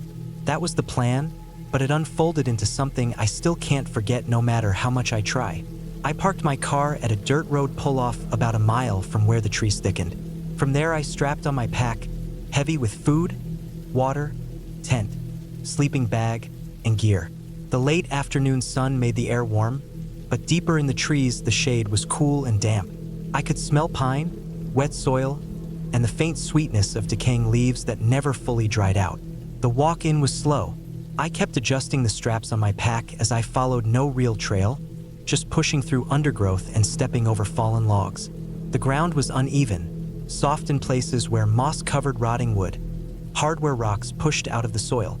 The deeper I went, the more the outside world faded.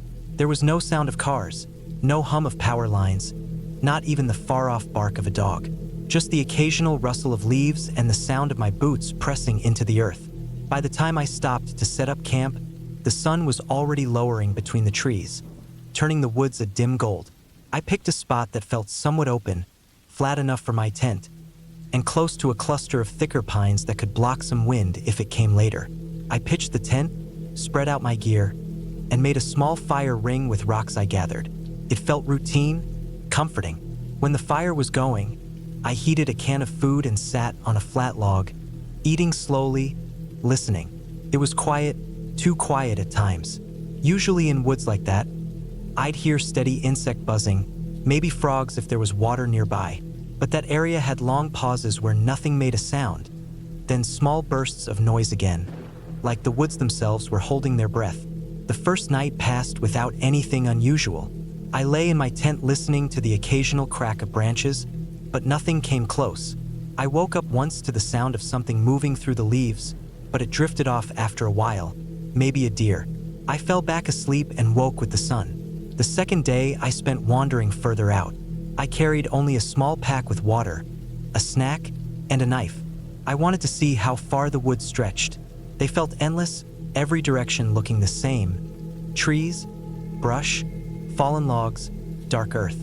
The air smelled damp, and the ground was littered with mushrooms, some bright red, others pale white. I didn't touch them. I walked for hours, making note of landmarks so I wouldn't get lost.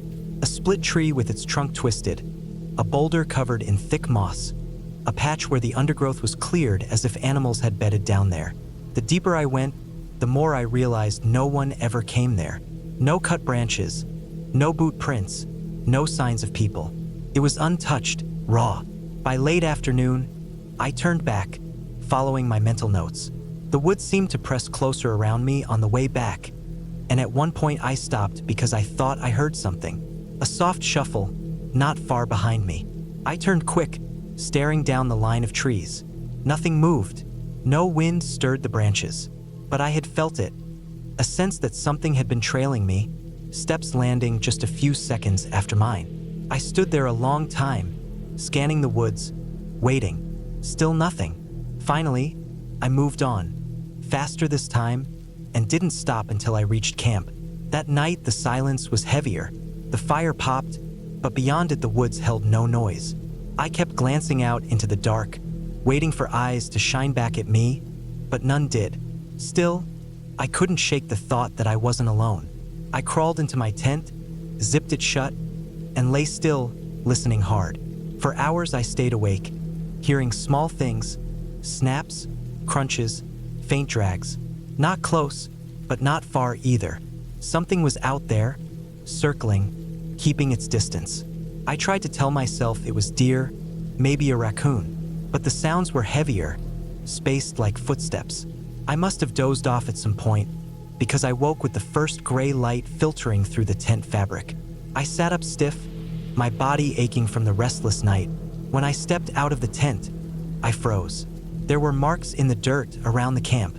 Not boots, not shoes, not paw prints either.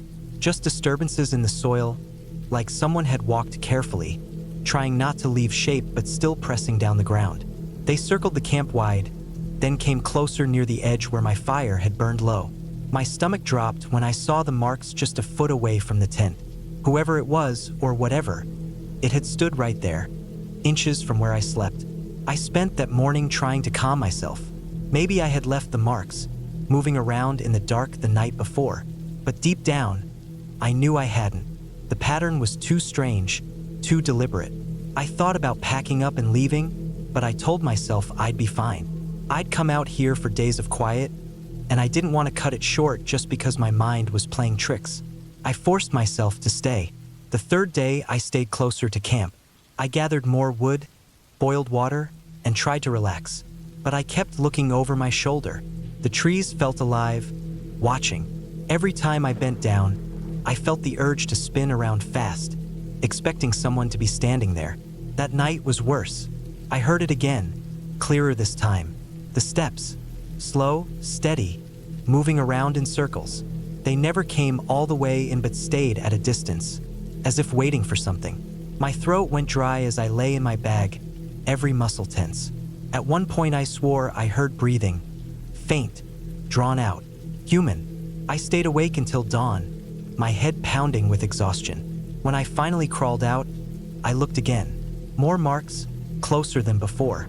They weren't footprints, but I could see where the soil had been pressed, leaves shifted, rocks displaced. Someone was out there. Someone had been circling me all night. I decided then I couldn't stay. I packed my gear fast, hardly eating, and doused the fire. I strapped on my pack and started heading back toward where I'd left my car. The woods felt tighter, like the trees had closed in overnight. Every step I took, I felt watched. Several times I stopped because I thought I heard someone behind me, but when I looked, the forest stared back empty. An hour into my walk out, I found something that made my stomach clench. A tree ahead had deep scratches in the bark, long, deliberate cuts about the height of my chest. They weren't animal marks. They were straight, sharp, like made by a blade. Someone had carved them there. I kept moving, faster now, almost jogging in places. My shoulders burned under the weight of my pack, but I didn't care. I just wanted out. The noises followed. Not always, not constant, but enough. A snap behind me, a shuffle off to the side, once the faint sound of a cough or grunt. Human. I didn't turn anymore. I didn't want to see. By the time I reached the dirt road, my legs were shaking. My car sat alone where I had left it. Relief flooded me, but it was thin, fragile. I felt exposed as I dug out the keys with trembling hands. Before I opened the door, I looked back at the tree line. The woods stood silent, but I knew something or someone was in there, watching me leave. I got in, started the engine, and drove until the trees were far behind. Even now, thinking back, I know it wasn't an animal. The sounds, the marks, the breathing, it was a person. Someone who had been out there long before I arrived. Maybe living in the woods, maybe just wandering. But they had watched me, circled my camp, stood close enough to touch my tent while I slept. That trip taught me something I'll never forget. The woods are not empty. Sometimes the most frightening thing you can meet out there isn't a bear or a wolf. It's another person. Someone who doesn't want to be found. Someone who doesn't need to say a word to let you know you should never come back. And I never did.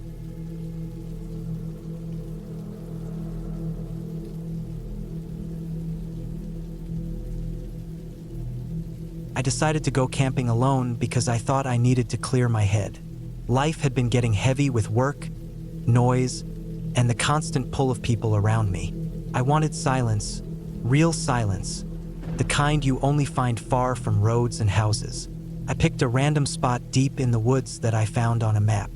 It wasn't a campground with other people around. It was just an area of forest with no trails, no signs, nothing but trees, creeks, and uneven ground. That was exactly what I wanted, something raw, something that made me feel away from everything. I packed heavy. I had a tent, sleeping bag, cooking stove, food that would last me several days, a big jug of water, knives, flashlight, extra batteries, a small hatchet, and a few changes of clothes. I even carried a small first aid kit and bear spray just in case. I thought I was prepared for anything. The hike in wasn't easy. The ground was rough, filled with rocks and roots, and I had to push through brush that scratched my arms. The air was hot and sticky, and sweat soaked my shirt quickly. After a couple hours of walking, I found a flat patch of ground not far from a narrow creek. Seemed like the right spot. I set my tent there, close enough to the water to hear it, but far enough that I wouldn't worry about flooding if it rained. When the tent was up and the fire pit was made with stones I collected, I sat back and let the silence sink in. The woods stretched out in every direction, endless green with tall trees blocking out much of the sky. I couldn't hear cars, planes, or people. All I heard was the creek, the occasional rustle of leaves when the wind came through, and birds calling from high above. Felt good, felt right. The first day went smoothly. I cooked a small meal on my stove, gathered more firewood, and walked around the area to get familiar with it. I noticed a game trail not far from camp, just a narrow line through the brush where animals must have moved often. It made me cautious, but I figured it wasn't unusual in the woods. By evening, the air grew cooler, and I sat by my small fire until the dark came in thick. When night fully settled, I lay in my tent listening to the creek. The forest changed once the sun went down. In the day, it had felt alive but friendly. At night, it felt like it was watching. Every sound seemed sharper. Twigs cracked somewhere out in the dark, and leaves shifted like something heavy was moving through them. I told myself it was deer or raccoons. Still, My heart picked up at every sound. I eventually fell asleep, though it was restless and light. The second day started clear and bright. I woke up stiff, but I felt better once I stretched and walked down to the creek to splash my face with cold water. I ate oatmeal, then decided to hike further out to see what was around me. I marked my path with broken sticks and small piles of rocks so I wouldn't lose my way back. The woods went on forever. The deeper I walked, the quieter it seemed to get. The birds thinned out, and even the breeze seemed to stop. I found more animal tracks in the soft dirt. Deer for sure, maybe smaller things like fox or coyote. At one point, I saw what looked like a large print, wider and deeper than the rest, but the ground was too dry to hold its full shape. I crouched there for a while, studying it, trying to decide if it was just erosion or something big. I finally walked on, telling myself not to overthink. When I got back to camp hours later, I noticed something strange. One of the logs I had stacked near the fire pit was knocked over. At first, I thought I must have done it myself without realizing, but the way it lay didn't make sense. It looked moved. I looked around for other signs, tracks, broken branches, but the ground was too rough to show much. I felt unsettled, but I tried to brush it off.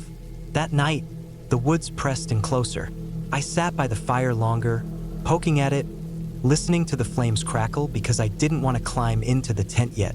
The dark outside the circle of light felt thick and heavy, like if I looked too long, something might be staring back. The sounds were worse too. Heavy steps somewhere off to the side, slow and deliberate, crunching over dry leaves. Then silence, followed by another step later, closer. I gripped my flashlight, shined it out into the dark, and saw nothing. The trees looked back at me, tall and endless. My stomach turned tight, but I forced myself into the tent after putting the fire out. Inside, I lay with my knife close to my side, listening. I barely slept at all. The third morning, I felt drained, like I hadn't slept in days. My body was sore, my eyes heavy. I cooked, but the food sat heavy in my mouth. I started thinking about packing up and leaving early, but I convinced myself to stay. I'd come here for quiet and time alone, and I didn't want to quit just because I was spooked. I tried to relax by sitting by the creek. The water ran clear over smooth stones, cool and steady. I watched small insects skate across the surface, watched leaves drift down, and tried to let my nerves settle. That's when I noticed it. Across the creek, further back in the trees, I saw a shape. Not clear, not detailed, just the sense of something tall and still between the trunks. My eyes locked onto it, and for a long minute, I couldn't move. The shape didn't shift. It didn't walk away. It just stayed. I blinked, and it was gone. Or maybe it had never been there, and my eyes were just playing tricks. But the rest of the day, I couldn't shake the thought that something had been standing there, watching me. That night was the worst. I crawled into my tent early, exhausted. I left the fire small because I didn't want to waste wood. The forest around me seemed too quiet, like even the insects were holding their breath. I lay on my back staring at the thin fabric above me, every muscle tight. Sometime in the night, I woke to a sound outside my tent. Not just steps, dragging, scraping, like something heavy brushing across the ground. It circled the tent slowly, one side, then the other. My chest pounded so hard I thought the noise alone might give me away. I didn't move. I didn't breathe. I just listened as it scraped and stepped, pausing now and then, close enough that I swore I could hear breath. Hours seemed to pass before silence came back. I stayed frozen until dawn light began to filter through the tent walls. When I finally unzipped the flap, my stomach dropped. Around the tent were marks in the dirt, drag lines, smudges, and places where leaves were pushed aside. It wasn't clear enough to show footprints, but something had been circling me. Something big. I didn't even cook breakfast. I packed fast, stuffing gear into my pack with shaking hands. I doused the fire pit, kicked dirt over it, and hoisted everything onto my back. I wanted out. I needed out. The hike back felt different than the hike in. Every sound in the woods made me jerk my head. Branches creaked, birds burst from trees, and I spun each time, expecting to see something there. The deeper I went, the more certain I became that I wasn't alone. At one point, I stopped to catch my breath and heard it, steps again. Not far behind me, steady and slow. I turned and scanned the trees, but they stood empty. Still, the sound had been real. I knew it. I pushed harder, legs burning, sweat soaking my shirt. My carefully marked path felt longer now, stretched out, like the woods didn't want to let me go. The sounds behind me never stopped, always just far enough back that I couldn't see, but close enough that I couldn't ignore. Finally, after hours of panic-driven hiking, I broke through the last line of trees and saw the road where I'd parked my car. Relief hit me so hard my knees almost buckled. I half ran, half stumbled to the car, dropped my pack into the back, and climbed in. As I shut the door, I looked once more toward the tree line. The woods stood quiet, still, as if nothing had happened. But deep in the shadows, I thought I saw movement, something pulling back out of sight. I started the car and drove without looking back. I didn't tell anyone about what happened when I got home. I couldn't explain it right without sounding paranoid. But I know what I felt. I know what I heard. Out there in those woods, something followed me. Something circled my camp, came close enough to touch the thin walls of my tent. It wasn't a ghost, and it wasn't imagination. It was real, something with weight and breath, something that didn't want me there. And the worst part is, I'll never know what it was, or if it's still out there, watching the next person who decides to camp alone.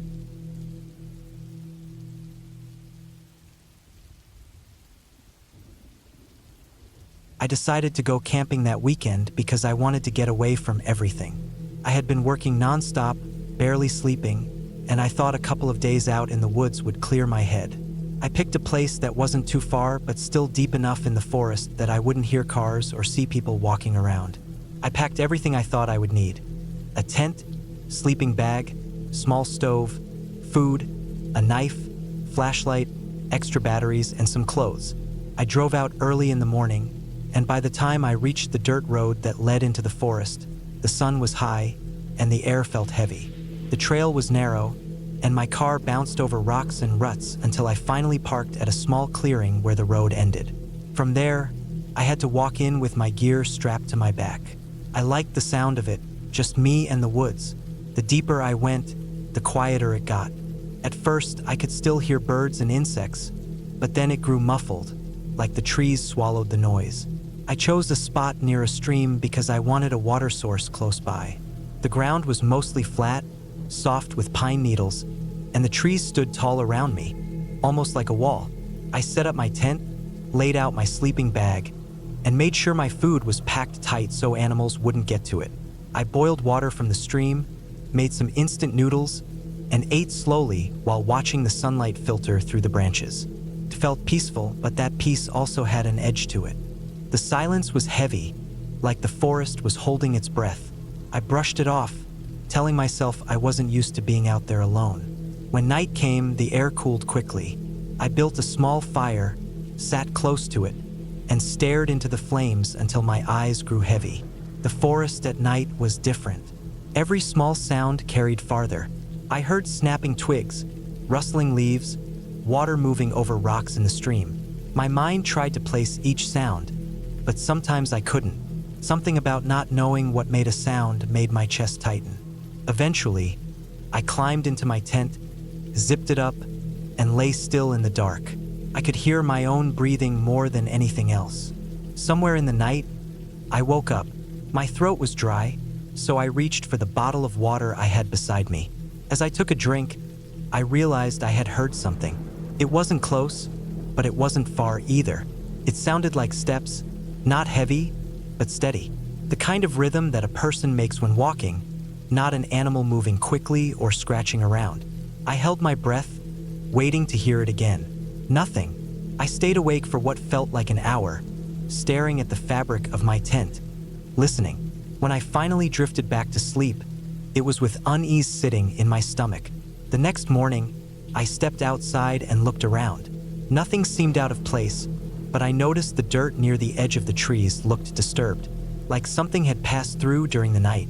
The ground was too dry for a clear footprint, but the pine needles had been shifted in a line, almost like someone dragging their feet. I told myself it was probably a deer or something else, but the shape of it didn't match what I imagined a deer would leave behind. I shook it off and went about my day. I hiked along the stream, collected some firewood, and even sat for a while just listening to the sound of water moving over rocks. But I couldn't stop thinking about the noise from the night. When evening came, I ate again by the fire and tried to convince myself I was just overthinking.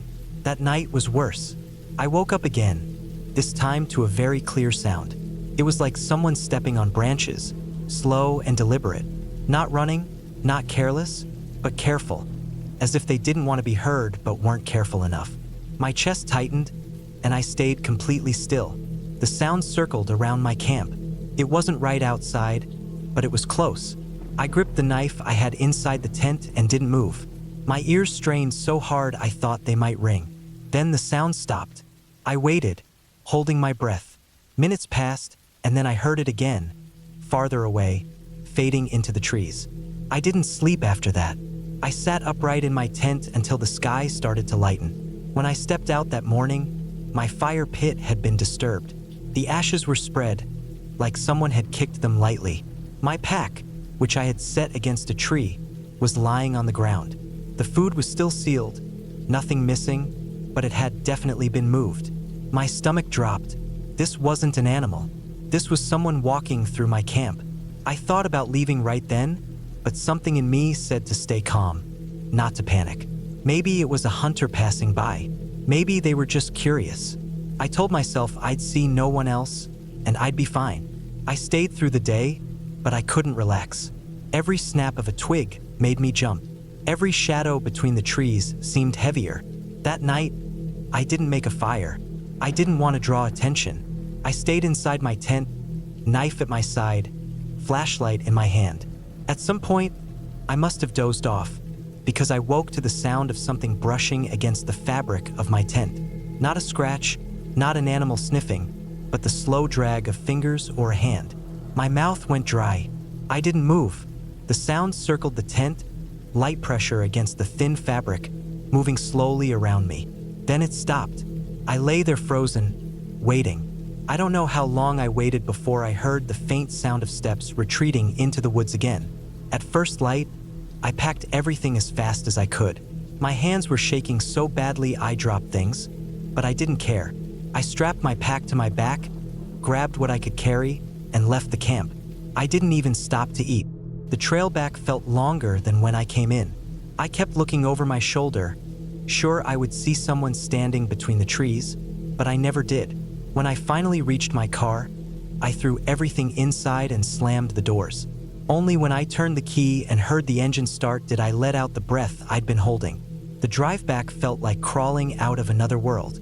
When I hit pavement, I knew I was safe, but even then, I couldn't stop checking my mirrors. I never found out who it was, if it was one person or more, or what they wanted. Nothing was stolen, nothing was broken, but someone was out there in the woods with me, circling my camp at night, touching my tent, moving my things. The not knowing was worse than anything else. I haven't gone camping alone since.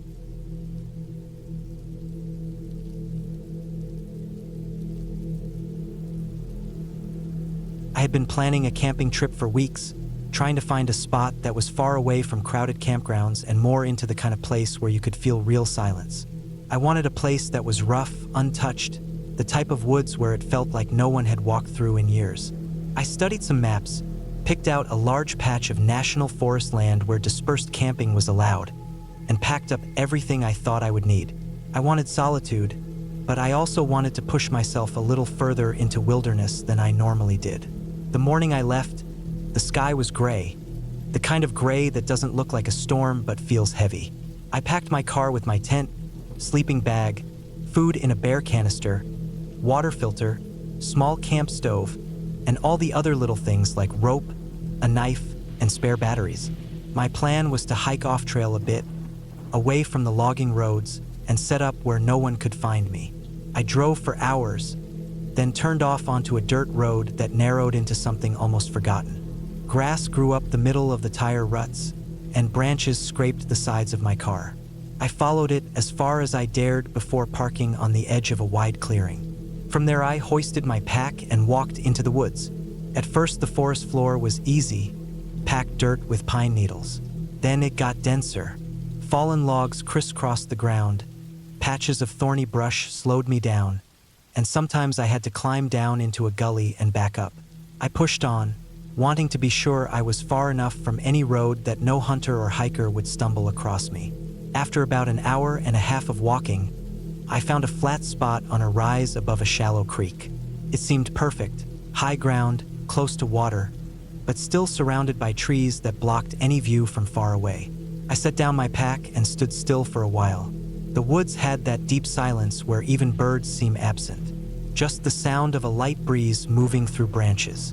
I built my small tent, laid out my sleeping bag, and set my food canister under a pile of rocks a short distance away. I boiled some water, made a simple meal, and sat there in the quiet with the smell of pine and wet soil heavy in the air. As evening came, the air cooled fast. The forest grew darker in layers, shadows first between the trunks, then climbing upward until only the highest tips of trees caught the last light. I sat with a small fire I built, just enough to feel heat.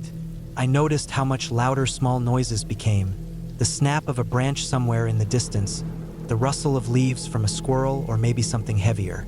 When full darkness came, I lay inside my tent, the nylon walls thin enough that every noise carried through. It always takes me a while to fall asleep in the woods, and that first night it was no different. I woke up around 2 a.m. to the sound of something moving. Not close, but not too far either. It was steady, crunching through brush, pausing, then moving again.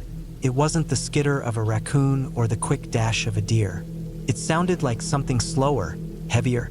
I held still, barely breathing, my hand on the handle of the knife I kept inside the tent. The noise went on for what felt like 10 minutes, then stopped. After a while, my heartbeat slowed and I drifted back into a restless sleep. The morning light came pale and cold. I stepped out, stretched, and walked down to the creek to refill my bottle. The water was clear and icy, and I filtered enough to last the day. When I got back to camp, I noticed something that made my stomach tighten: a set of boot prints in the soft dirt not far from my tent. At first I thought they could have been mine, but I checked the tread. They weren't the same. The ones near my tent were wider and deeper, like from heavier boots. I stood there staring at them, trying to remember every step I took when setting up camp. I was careful to circle around, but I hadn't walked exactly where these prints were. They weren't old either, the edges were sharp. Whoever had walked through had been there after I arrived. I tried to convince myself it could be from some old hunting trip, or maybe a ranger, but the prints were too fresh. They cut across the dirt right toward where my tent was pitched, then turned back toward the creek. My skin prickled. I told myself not to panic. This was public forest. Anyone could come through.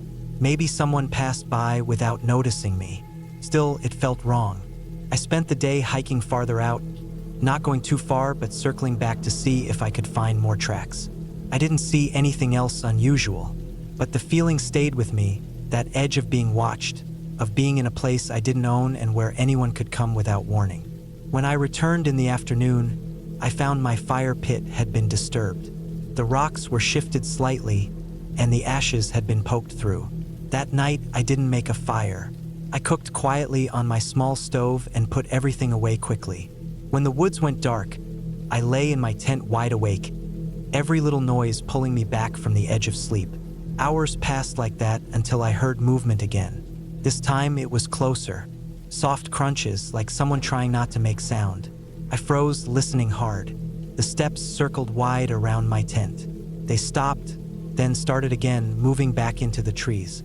My throat went dry, and I felt trapped inside that thin nylon. I gripped my knife so hard my hand hurt. I thought about unzipping the tent and shining my light, but the idea of letting whoever it was know that I knew they were there terrified me. So I stayed still, not moving, barely breathing. Eventually, the sounds faded. I don't know how long I lay there after that, but I never really slept. When dawn broke, I unzipped the tent and stepped outside. The ground was damp with dew, and sure enough, there were more prints in the soft dirt. They were clear as day, circling my tent in a wide loop. No mistake this time. Someone had been watching me. My stomach churned. I thought about packing up right then and leaving, but part of me didn't want to feel like I was running. I told myself maybe it was some hiker curious, maybe someone lost. But the more I thought about it, the less sense that made. No one would circle someone's tent at night and then disappear. I decided to move camp anyway. I packed everything quickly, loaded up, and hiked deeper into the woods, crossing over 2 ridges and cutting off trail until I found another flat spot tucked between thick stands of trees. This new place felt more hidden. I set up, ate a small meal, and tried to calm myself. But when night came, the same dread returned. I lay there again, eyes wide open in the dark, knife in hand. Hours passed, and just when I thought maybe I was safe this time, I heard it. Slow steps, closer than before. Something moving deliberately through the brush. Then silence. Then the soft sound of someone exhaling. Every hair on my body stood up. I knew then this wasn't random. Someone was following me, watching me. The rest of the night stretched endlessly. I never saw anyone, but I felt them. The steps came and went, always just beyond sight. I imagined a man standing out there, staring at my tent, waiting. By morning, I made up my mind. I wasn't staying another night. I broke camp and started hiking back toward where I had left my car. I moved fast, barely stopping, constantly looking over my shoulder. I didn't follow the same path back. I cut across ridges and down gullies, trying to lose any trail. My pack felt heavier with every mile. When I finally reached the clearing where my car was parked, I saw something that nearly made me collapse. My car door was open. I hadn't left it like that. I walked closer, heart pounding so hard I could hear it in my ears. Inside, the glove box was open, things scattered. Whoever it was had been here too. I didn't wait. I threw my pack in the back, slammed the doors shut, and started the engine. As I drove back down that narrow dirt road, I glanced in the rearview mirror again and again, half expecting to see someone step out from the trees. It wasn't until I hit the paved road miles later that I let myself breathe. My hands shook on the wheel the whole way home. That trip changed the way I thought about camping. It wasn't animals or storms or getting lost that scared me most. It was the knowledge that someone had been out there in the woods, following me, circling my tent at night, and watching. Not once, but night after night. I never saw their face.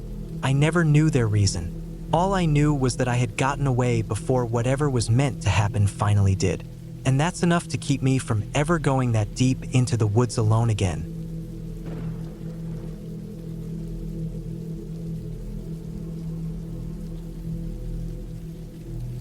I had gone camping plenty of times before, and I always told myself I knew the woods well enough to handle anything. That kind of thinking only works until you run into a situation that pushes you past every bit of comfort you thought you had. The trip I took that summer still sits inside my head, and even now when I close my eyes at night, I can hear some of the sounds from that forest, feel the weight of the dark air pressing down, and smell the damp earth that carried every hint of what had been moving through the trees. It was the most real kind of fear I had ever felt, not because of something imagined, but because it was as physical and close as the dirt under my nails. I chose a spot that was more remote than usual. I had been reading about areas where fewer people went because the trails weren't kept up. That appealed to me because I didn't like bumping into other groups. I wanted to feel like I had the place to myself, like the forest was only mine for the night. I packed my usual gear, tent, sleeping bag, a decent knife, food, and enough water to last me. I also had a small camp stove, though I planned to make a fire if I could find a good clearing. I carried everything in a worn backpack that had seen more mud and rain than I cared to remember. The hike in was rougher than I thought it would be. The trail was faint, half overgrown, and in some spots I had to push through brush that scraped my arms. By the time I reached the area I'd picked out on the map, the sun was starting to sink lower. The light was softer, stretched thin through the canopy, and the air had that evening stillness when even the birds quiet down. I found a small clearing where the ground was mostly level. Dead leaves and pine needles covered the dirt, and a fallen log sat on one side like a natural bench. Felt like a good place to settle. I dropped my pack and started setting up the tent. The ground wasn't rocky, which made driving the stakes easier. The smell of sap from nearby pines clung to everything, strong and sticky in the warm air. I worked fast because I knew darkness would come down quicker than I liked once the sun dipped under the trees. When the tent was up, I gathered some wood. Most of it was damp underneath, so I searched for pieces that were still dry enough to burn. My knife helped strip bark, and soon I had a small fire going, the smoke curling upward and carrying with it that smell that always makes the woods feel like home. By the time I boiled some water and made a simple meal, night had taken the forest. Came slow at first, then suddenly everything was swallowed in black. My fire gave off a circle of light, but beyond it, the woods looked endless, like walls of dark that could hide anything. I sat there on the log, eating, listening to the forest as it changed. Crickets took over where birds had been. Small rustles moved through the undergrowth, sometimes close, sometimes farther back. Every little noise caught my ear. I told myself it was just animals, but even then, my body stayed tight like it was bracing. When I finally crawled into the tent, I left the fire burning low. The inside of the tent felt cramped, but the fabric walls made me feel boxed in, like the night outside was pressing against them. I lay on my back with my pack under my head, listening. Sleep didn't come fast. I heard branches snapping, leaves crunching, and sometimes what sounded like steps. First, I thought it was deer. Then I noticed something about the rhythm. It wasn't scattered, like animals wandering. It sounded more like careful weight being put down, slow and deliberate. The sound came, then stopped, then came again. Always just far enough away that I couldn't place where it was exactly. My heart pushed harder in my chest. I lay still, barely breathing. The fire outside had burned down to embers, which left the tent in almost total dark. I wanted to unzip the flap and look, but I was afraid the sound would stop if I moved, and I needed to know if it was still there. The steps continued for a while, circling. I kept waiting for them to fade away, but they didn't. They stayed at the edge of hearing, sometimes shifting to one side, sometimes the other. Whoever or whatever it wasn't passing through. It was staying close. After what felt like hours, the noises stopped. The silence pressed harder than the sounds had. My body was locked tight, and I couldn't bring myself to close my eyes. At some point, exhaustion pulled me under. Though my sleep was thin, broken by sudden snaps of sound that shot me awake, heart hammering, sweat sticking to my shirt. When the pale light of morning seeped through the tent walls, I unzipped the flap with stiff fingers. The fire was cold, smoke long gone. The clearing looked the same at first glance, but then I noticed the ground. Around my camp, the leaf litter was disturbed. There were marks in the dirt, faint impressions where something had stepped. They weren't animal tracks. They were the shape of boots. I crouched there, staring at them, trying to convince myself I was wrong, but the pattern was too clear. Someone had been walking circles around my camp while I was inside the tent. My stomach dropped. The tracks didn't lead toward meadows or trails. They led back into the thick trees, where the undergrowth would hide anyone fast. I packed up quickly, my hands shaking as I stuffed gear into the pack. Every crack of a branch made me whip my head up, searching. I told myself I was leaving, that I'd hike back out and be done with it. The hike felt twice as long on the way out. Every sound behind me made me turn, eyes searching for movement between trees. At one point, I stopped and listened hard. For a few seconds, I thought I heard steps again, matching mine, stopping when I stopped. But the woods were full of sounds, and I couldn't be sure. I forced myself forward, my back itching like eyes were on me the whole way. When I reached my car at the trailhead, the relief hit me like a wave. I tossed my gear inside and locked the doors right away. The lot was empty, not another vehicle in sight. I sat there, breathing hard, looking at the tree line, half expecting to see someone standing there watching me. Nothing moved, but that didn't ease me. I drove out fast, checking my mirrors more times than I needed to, like I expected headlights to appear where there weren't any roads. That night, when I got home, I dumped my pack and just sat on the floor of my apartment. The silence inside felt different from the silence in the woods. Safe, but not enough to erase what had happened. I kept seeing those boot prints circling my camp, kept hearing those careful steps in the dark. Whoever it was, they never came into the tent, never made themselves known. They just stayed close enough to remind me that being alone in the woods doesn't mean you're actually alone. I never went back to that area again. In fact, I stopped going deep into the woods altogether. I stuck to busier trails after that, places where I knew others were close. The freedom I used to feel out there was gone. It had been replaced by a weight that followed me home. A reminder that the scariest thing in the dark isn't what you imagine. It's the person you don't see, standing just out of the firelight, waiting.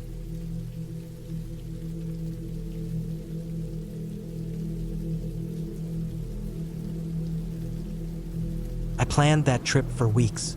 I wanted to get away from the noise, the constant vibration of life that never seemed to stop. Everything felt so routine, and I needed something different, something raw and simple. I had been hiking before, but I never did more than a single night in the woods. This time I told myself I'd go deeper, far from any campground or trail where families with lanterns and kids on bikes circled around. I wanted nothing but trees, dirt, the sound of wind through the branches, and the weight of silence pressing in. I packed what I thought I would need: a small tent, a good sleeping bag, enough food for 3 nights, a stove, water filter, and a knife I sharpened the night before. The morning I left was gray, a dull sky that looked like brushed steel. I drove to the edge of a forest I had looked at on maps for weeks. It wasn't a famous place, not a state park with rangers and markers every mile, just a spread of land that had a few unofficial trails. I parked where the dirt road ended, adjusted my pack, and started walking. The first miles felt almost easy. My boots crushed the thin crust of dead leaves. Birds scattered ahead of me. I stopped once or twice to drink and checked the map folded in my pocket. But the land all looked the same: dark trunks, green ferns, layers of moss, and the sharp smell of pine. The deeper I went, the quieter it became. By noon, I had crossed a shallow stream, using a slick log as a bridge, and then climbed until the path became nothing but soft forest floor. The sound of the road was gone. When I finally chose a spot to camp, it was on a slight ridge. The ground there was mostly flat, littered with needles and twigs, but not swampy. I cleared a space with my boots, pitched the tent, and sat down to eat. The food tasted dry and plain, but hunger made it good. I could hear nothing but wind. For a while, I just sat there staring into the trees, thinking how far I was from anything. That feeling was exactly why I came. The first night went smoothly. I built a small fire and watched the flames claw at the dark. When I finally zipped myself into the tent, I felt safe in a strange way, like I had stepped into a little pocket where nothing could reach me. My breathing filled the tent, and when I closed my eyes, I fell into a heavy sleep. It was the second day when things started to change. I had planned to hike further in, set up a second camp deeper, but when I woke, there was an unease I couldn't explain. I brushed it off, shouldered my pack, and walked away from the ridge. The woods seemed thicker, more tangled, as if the trees leaned closer together. Every step forward made the silence heavier. Around midday, I noticed something that stopped me in my tracks. A tree ahead of me had deep marks down its bark. They weren't natural splits from lightning or the slow rot of time. They were clean, vertical cuts, sharp and long. At first, I thought maybe someone had used it for practice with an axe, but the edges were too rough for that. They looked like claw marks. I stared at them for a long time, the air around me suddenly too still. My skin tightened. I kept walking, but after that, I noticed more. Another tree had the same kinds of marks, not in the same pattern, but just as deep. A patch of ground had been turned over as if something large had torn through the soil, digging. There were faint impressions in the dirt too wide for deer, too heavy for anything I could easily explain. I told myself not to get carried away, not to start imagining things, but my eyes kept scanning for more signs, and the more I saw, the less comfortable I felt. By evening, I realized I had gone farther than I planned. The woods around me felt endless. I hadn't seen another person since I left the car. My phone was deep in my pack, turned off to save battery, but I already knew there was no signal out here. I decided to stop early. The ground where I set up the tent was softer, with roots pushing up through the soil, but I was too tired to care. That night was different. I lay in my bag listening, my ears searching for every sound. The woods make noise at night, but I was used to those small cracks of branches, the high screech of insects, the shifting rush of leaves. What I heard this time was heavier. At some point deep into the night, I woke because I thought I felt the ground move. Then I heard steps. They weren't quick like deer hooves. They were slow, heavy, spaced apart like something big was walking carefully. The sound circled the edges of my camp. My throat felt dry, and every muscle in my body locked in place. I didn't move. I didn't unzip the tent. I just lay there, frozen, listening to those steps until they faded into silence. I didn't sleep after that. When the sky turned gray, I crawled out, my eyes darting to the tree line. Nothing was there. The ground around my tent, though, had impressions, faint but clear enough that I saw them. Not boots, not hooves, something rounder, wider, pressed deep as if whatever made them carried real weight. I packed faster than I ever had. My original plan was 3 nights, but that idea slipped away. I needed to get out. I thought I knew the way back, but once I started walking, the woods looked different. Every tree was another copy of the last. I found the stream, but when I followed it, it curved the wrong direction.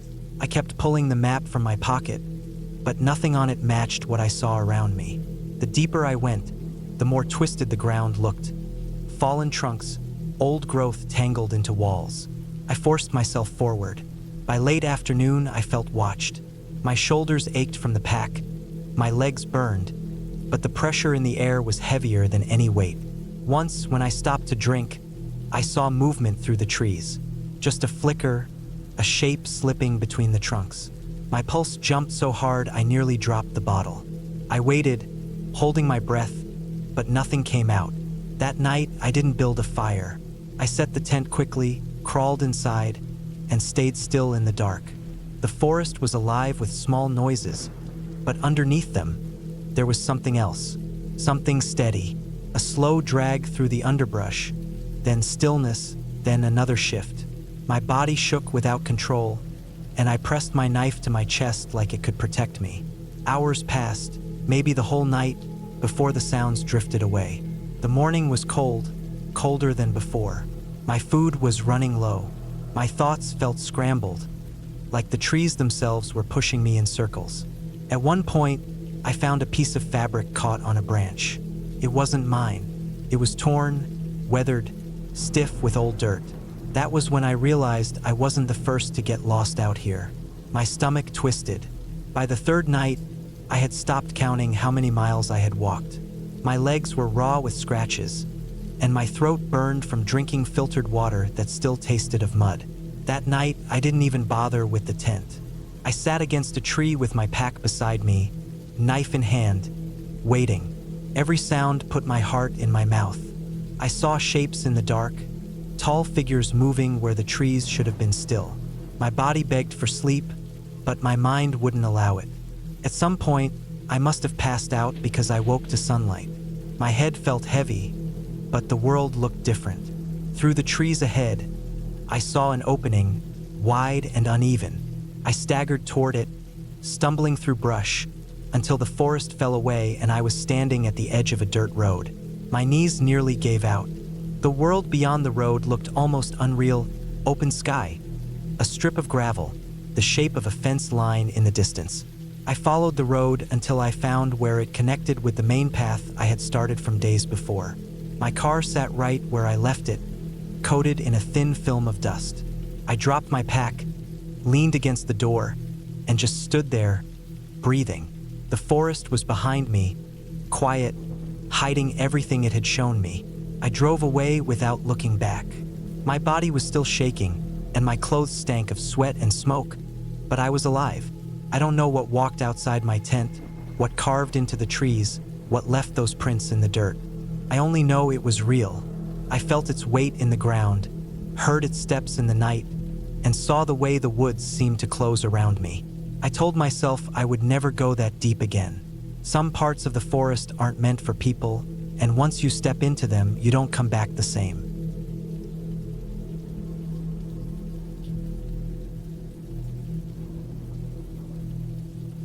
I decided to go camping alone in late September. I had been restless for weeks, spending too much time at home and getting buried under routines that made me feel stuck. I told myself a trip out into the woods would help clear my head. I didn't plan much. I just threw some gear into the back of my car and picked a random spot on the map. It wasn't an official campsite, more like a patch of state forest that I had read about in some outdoor forums. People said it was quiet, remote, and rarely visited. That was what I wanted. The drive out there took me nearly 4 hours. The road turned smaller and rougher the deeper I went. By the time I reached the forest boundary, the paved road had given way to gravel, and the gravel eventually turned into a dirt trail wide enough for a single vehicle. The trees grew thick on both sides, tall pines and oaks pressing close together. I drove slowly, trying not to damage my car on the ruts and rocks. When I finally pulled over at a small clearing just big enough to park, I realized I hadn't seen another car or person for nearly an hour. The air felt damp and cool when I stepped out. The ground was soft with layers of fallen needles and leaves. The forest had that heavy, muffled quiet where every sound carried far. The caw of a crow, the rustle of squirrels, the creak of branches. I unloaded my pack, strapped it on, and locked the car. My plan was simple: hike in a mile or two, find a spot near water, and set up camp for the night. The trail was faint but visible. It wound between trees, sloped gently down, then leveled out again. After about half an hour of walking, I came to a shallow stream cutting through the woods. The water was clear, moving slow, and the ground nearby looked flat enough for a tent. I scouted around for a while, checking for low spots where rain might pool, then settled on a patch a few yards from the bank. I set up my tent, spread out my sleeping bag, and stacked my gear neatly inside. I collected some wood from around the area, enough for a small fire, and built a ring of stones. By the time I had everything in place, the light had already started to dim. The sky wasn't visible through the thick canopy, but I could tell the day was running out. The first night passed quietly. I cooked some food on a small stove, sat by the fire until the flames burned down, and then crawled into my tent. The air grew colder, and I could hear the steady trickle of the stream mixed with the occasional crack of a branch somewhere far off. The forest always makes its own sounds, but that night it felt like every noise was sharper than usual. I slept in short stretches, waking up often. Once, I thought I heard something splash in the stream, heavy enough that it wasn't just a fish. Another time, I heard movement in the leaves beyond my tent, slow steps, not the quick darting of an animal. Each time I held my breath, waited, and listened until the sound faded. Nothing came close enough to worry me, and I told myself it was just deer or raccoons. Still, I kept my knife close to my sleeping bag. Morning came gray and chilly. Mist hung low across the forest floor. I boiled water for coffee, ate a simple breakfast, and decided to explore. I didn't have a set route in mind. I just followed the stream upstream, weaving between trees and climbing over fallen logs. The woods grew denser the farther I went. After about an hour, I came across something strange. There was a clearing, not large, just enough to let some sunlight in. In the center stood a collapsed structure. At first I thought it was an old shed, but when I got closer, I saw it had been a cabin, long ago abandoned. The wood was gray and splintered, the roof caved in, and moss had claimed most of it. I stepped carefully around it, peering inside. The floor had rotted through, and the place smelled of damp earth. There were a few rusted metal objects scattered around, an old stove, the frame of a bed, pieces of tools. It looked like nobody had been here for decades. Something about it made me uneasy. There was no road or path nearby that I had seen, so whoever had lived here must have been as isolated as I was now. I stayed only a few minutes before heading back toward my camp. As I walked, I had the unsettling sense that the woods were quieter than before. I didn't hear birds or insects the way I had earlier. The silence pressed down hard, and I picked up my pace. Back at camp, I tried to shake the feeling. I spent the rest of the day fishing along the stream and gathering more firewood. By evening, I had calmed myself enough to feel normal again. I cooked, ate, and sat by the fire as the darkness crept in. That night was different. I had just started to drift off when I woke to the sound of footsteps. They weren't heavy, but they weren't light either. They came from the direction of the stream, slow, steady, and deliberate. My heart hammered as I lay there, trying to tell myself it was just an animal. But the steps stopped right outside my tent. I didn't move. I kept perfectly still, holding my breath. The nylon wall between me and the outside was thin, and I could see a faint shadow shifting across it. The fire had died down to glowing embers, but there was enough light to make out a shape. Someone was standing there. Minutes passed. The shadow didn't move. I gripped my knife, ready for anything. Then, just as slow as it had come, the figure stepped away. I listened to the footsteps retreat into the woods until I couldn't hear them anymore. I didn't sleep the rest of the night. When daylight finally came, I unzipped the tent and stepped out. My stomach dropped when I saw the ground. There were footprints in the dirt. They weren't boots, not sneakers either. They looked bare, wide, and flat, pressed deep into the soft soil. I crouched down, studying them. They led from the stream straight to my tent, then away again into the trees. I told myself maybe it was some drifter living out here, maybe even someone tied to that old cabin. But the idea of someone sneaking up to my tent while I slept unsettled me more than I could explain. I thought about packing up right then, but stubbornness kept me from leaving. I had come out here for peace, and I wasn't going to let a set of footprints chase me away. I spent the day uneasy, checking the tree line often, listening for anything out of place. I tried hiking farther in another direction, but I couldn't shake the feeling of being watched. I didn't see anyone, but every so often I'd catch movement in the corner of my eye. Branches swaying when the air was still, flashes of pale against the dark trunks. That night, I built the fire higher than before, hoping the light would keep anything away. I sat awake for hours, knife on my lap, ears straining. When I finally crawled into my tent, exhaustion pulled me under. I woke to the sound of rustling plastic. My pack was outside, zipped tight when I went to bed. Now it sounded like someone was digging through it. I stayed frozen, listening. The sound went on for what felt like forever, then silence. In the morning, I stepped out and found my pack lying on its side a few feet from the fire pit. The zipper had been pulled open. Some of my food was gone. What unsettled me most was the way it was done.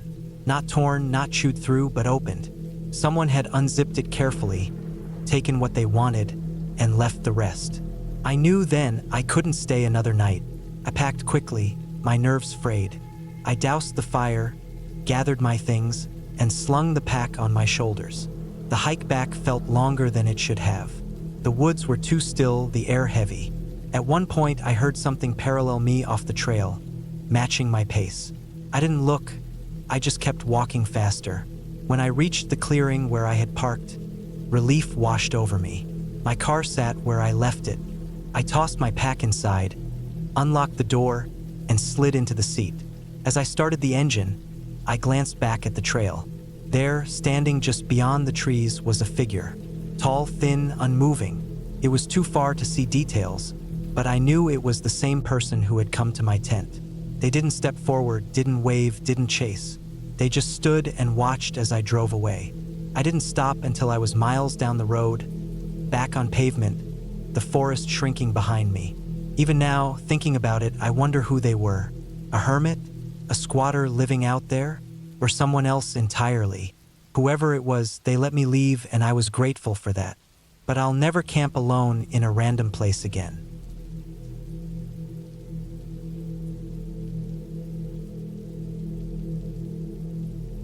I had been planning the trip for weeks, telling myself I needed a break away from everything. Life had been grinding me down with the usual routine, and I wanted to feel something different, something raw, something that could clear my head. I chose a stretch of forest that was far from town, one that didn't have many official campsites, only trails that went on and on until you felt like you had left the world behind. That was exactly what I wanted.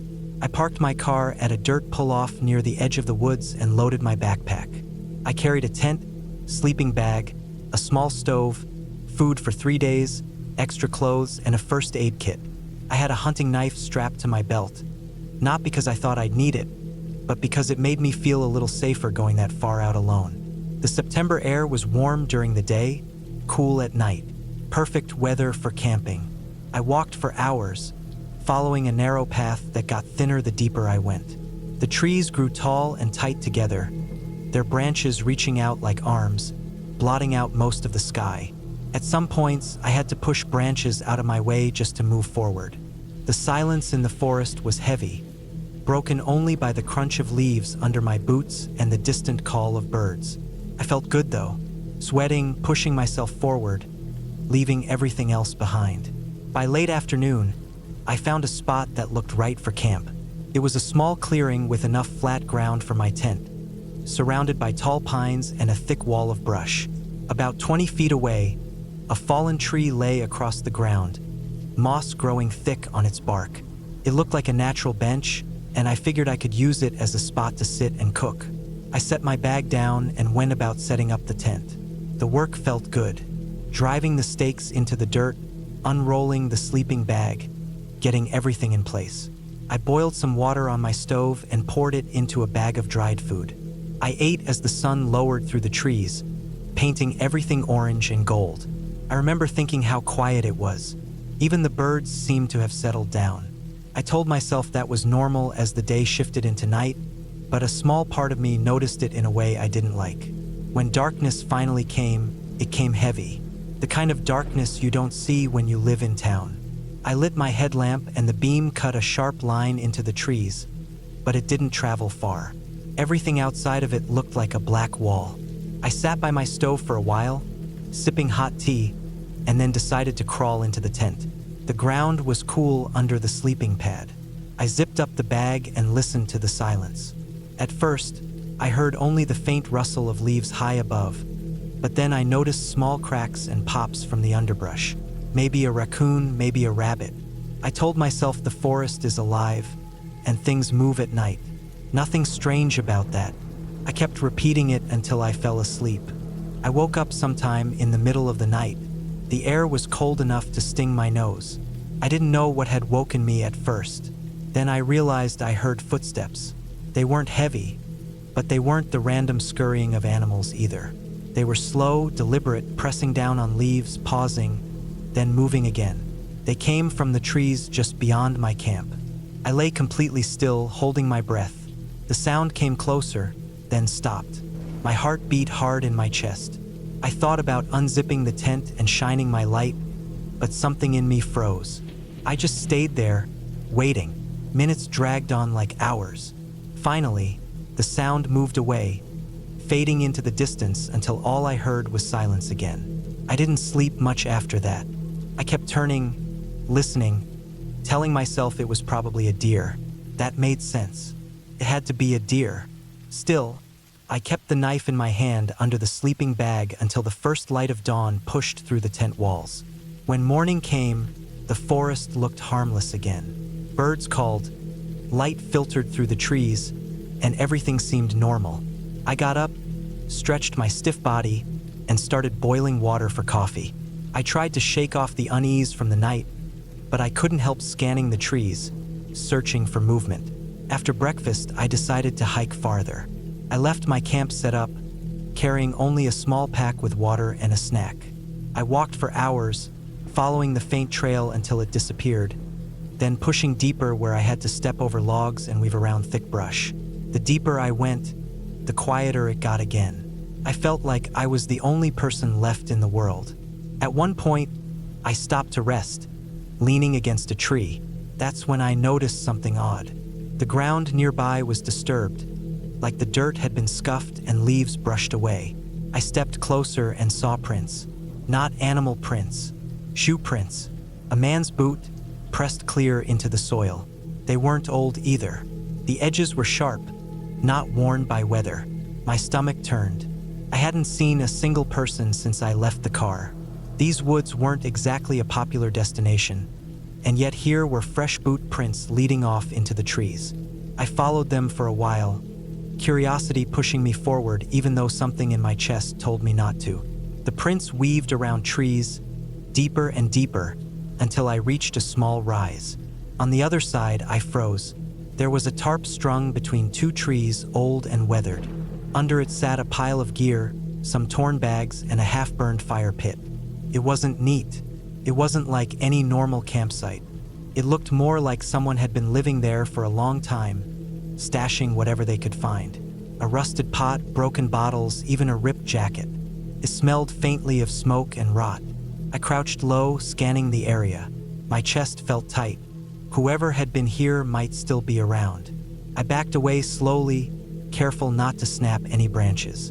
When I felt far enough, I turned and hurried back the way I came. The hike back felt endless. Every sound made me jump. Every shadow between the trees looked like someone standing. By the time I reached my camp, the sun was already dipping low. I thought about packing everything and leaving, but I was exhausted. My legs ached, and the idea of hiking all the way back to the car in the dark felt worse than staying one more night. I told myself I'd leave first thing in the morning. That evening, I didn't light a fire. I ate cold food, sitting quietly, listening. The forest seemed to be holding its breath. As soon as the sky went dark, I zipped myself into the tent, knife in hand again. Sometime after midnight, I heard it. Footsteps again. Closer this time. They circled the camp slowly, crunching leaves, pausing, then moving again. My body was frozen with fear. Whoever it was didn't speak, didn't make any other sound. Just the steps, deliberate, slow. At one point, they stopped right outside my tent. I could hear the faint sound of breathing. I gripped the knife so hard my hand shook. I wanted to burst out, but I couldn't. I stayed still, hardly breathing. Minutes passed, or maybe it was hours. Finally, the steps moved away into the darkness. I didn't sleep at all after that. When the first gray light of morning came, I was already packed. My tent was stuffed into the bag in a hurry, food shoved inside, everything done fast. I didn't eat. I just shouldered the pack and started walking. My heart raced the entire time. Every crack of a twig behind me made me whip my head around. I felt eyes on me the whole way. When I finally saw my car through the trees, relief hit me so hard I almost cried. I dropped the pack into the back seat and climbed in, locking the doors before I even started the engine. As I pulled away, I looked into the mirror one last time. On the edge of the trees where the path met the dirt road, I saw a figure. A man, standing half hidden in the shadows. His clothes were dirty, his hair long and matted. He just stood there, watching my car roll away, not moving. I didn't stop. I didn't slow down. I drove until the forest disappeared in the distance and only then let myself breathe. I never went back to those woods. I still think about it sometimes, especially at night when I can't sleep. The sound of those footsteps circling the tent comes back clear, and I know without a doubt that if I had unzipped that tent, if I had made a sound, I might not have made it out of there. That trip taught me something I never forgot. The forest isn't empty, no matter how alone you feel in it. Sometimes the scariest thing out there isn't nature. It's whoever else might be living in the dark, just out of sight.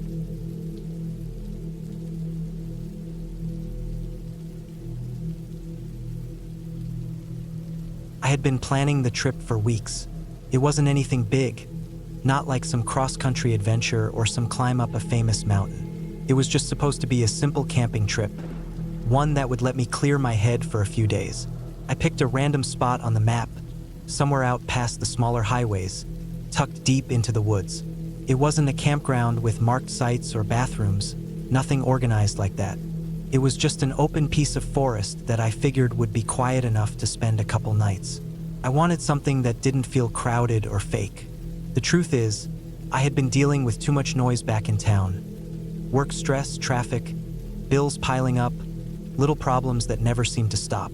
So when I loaded my old backpack with a tent, sleeping bag, food, water, and a few simple tools, I promised myself I wouldn't tell anyone exactly where I was going. It felt better to just point at a spot on the map, drive out there, and disappear for a while.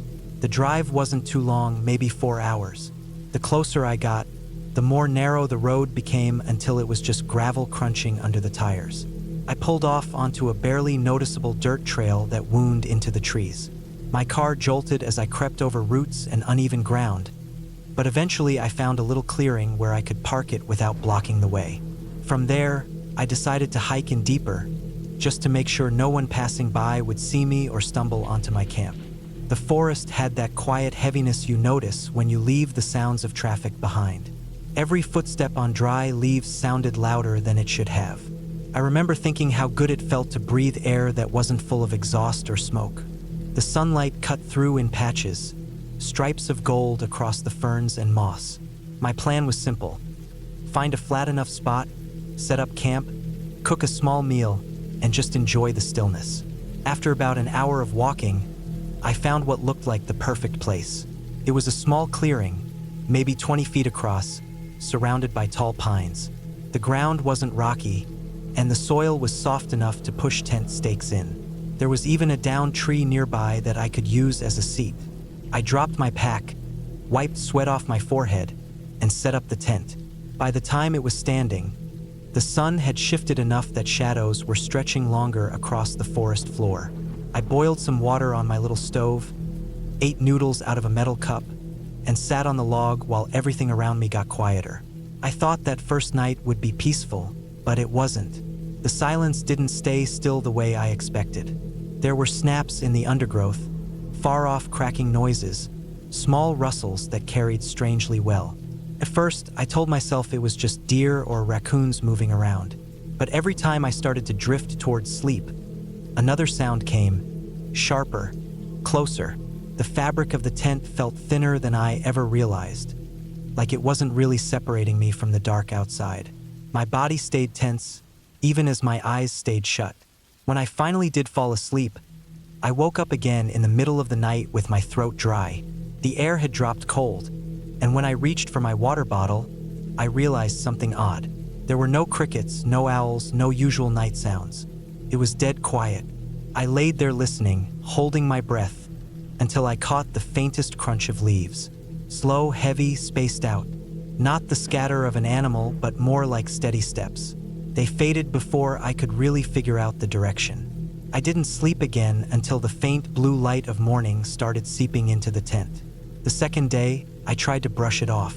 I convinced myself I was overthinking, just not used to how things sound at night out here.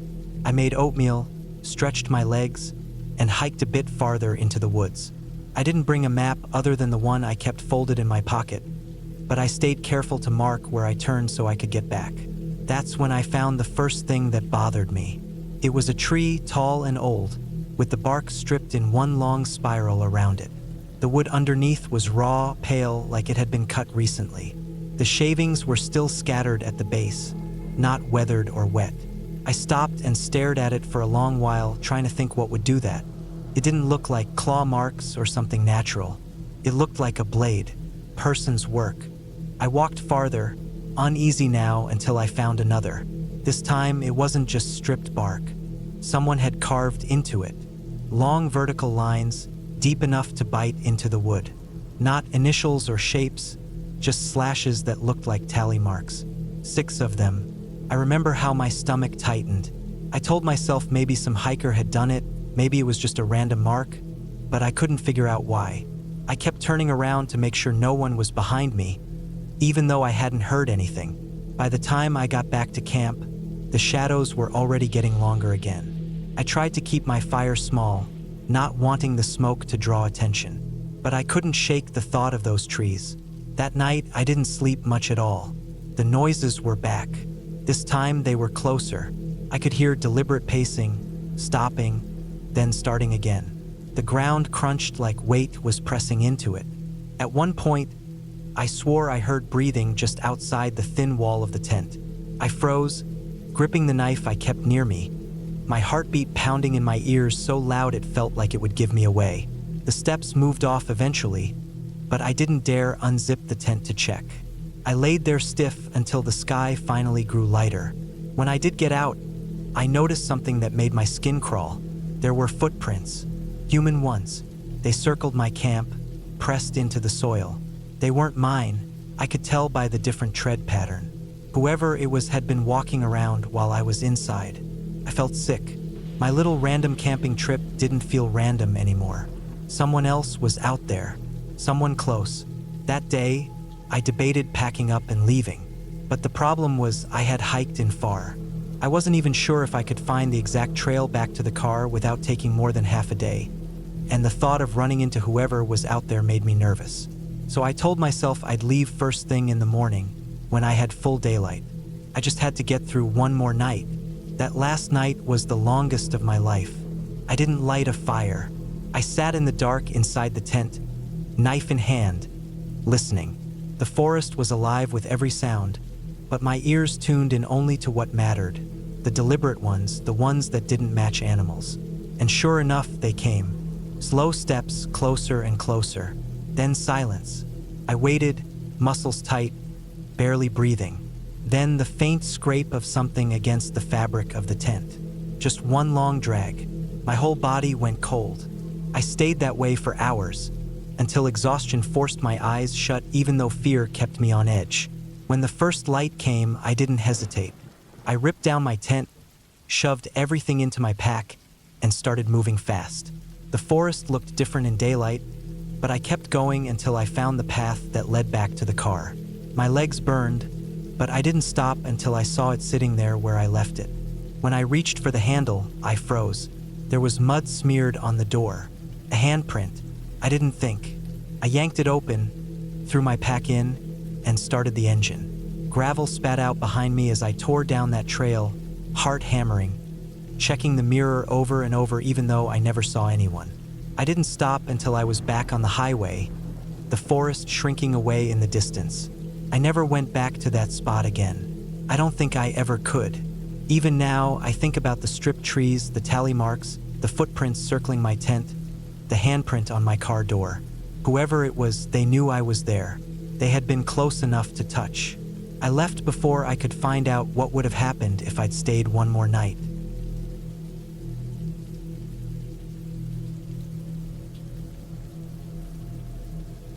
I decided to go camping that weekend because I felt like I needed to get away from everything. The week had been heavy, full of noise, screens, and people, and I wanted quiet, something raw and real, something that felt far away from towns and streets. I had always been drawn to the woods, but this time I wanted to go deeper than usual, away from marked trails, away from places where anyone else might show up. I packed light but enough to get by. A small tent, a sleeping bag, a tarp, some food sealed in bags, a knife, matches, extra water bottles, and a flashlight with spare batteries. I threw in a compass and a map too, but I already had the area in my head. The place I picked was random in the sense that I had no exact campsite in mind. I studied the forest on the map the night before and decided to just hike until I found a spot that felt right, a clearing where I could set up for the night. The whole plan was to trust the woods to take me where I should stay. I left early in the morning, driving the dirt road until my tires kicked up more dust than I could see through. I pulled off near a wide turn, locked the car, and slipped on my pack. The air smelled sharp with pine. The forest floor was still damp from rain the night before, the kind of dampness that sinks through the soles of your boots if you stand still too long. The trail I started on was faint, a mix of deer paths and old tracks, but I wasn't planning to stick to it. I walked until the trees thickened and the sound of the road faded behind me. The farther I went, the quieter it became. The only sounds were the crunch of my steps and the occasional snap of a branch overhead as squirrels ran from tree to tree. Hours went by. I kept checking the map, not because I was afraid of getting lost, but because I wanted to push myself farther than I normally would. My shirt clung to my back with sweat, and the straps of my pack rubbed the skin on my shoulders raw. I stopped once to drink water, then kept going, climbing over fallen logs and ducking under low branches. At one point, I spotted what looked like a dry creek bed, and I followed it, figuring it would take me deeper in. The ground there was uneven, rocks hidden under layers of wet leaves, making every step a risk of twisting an ankle. Eventually, the trees opened into a small clearing, uneven but wide enough for my tent.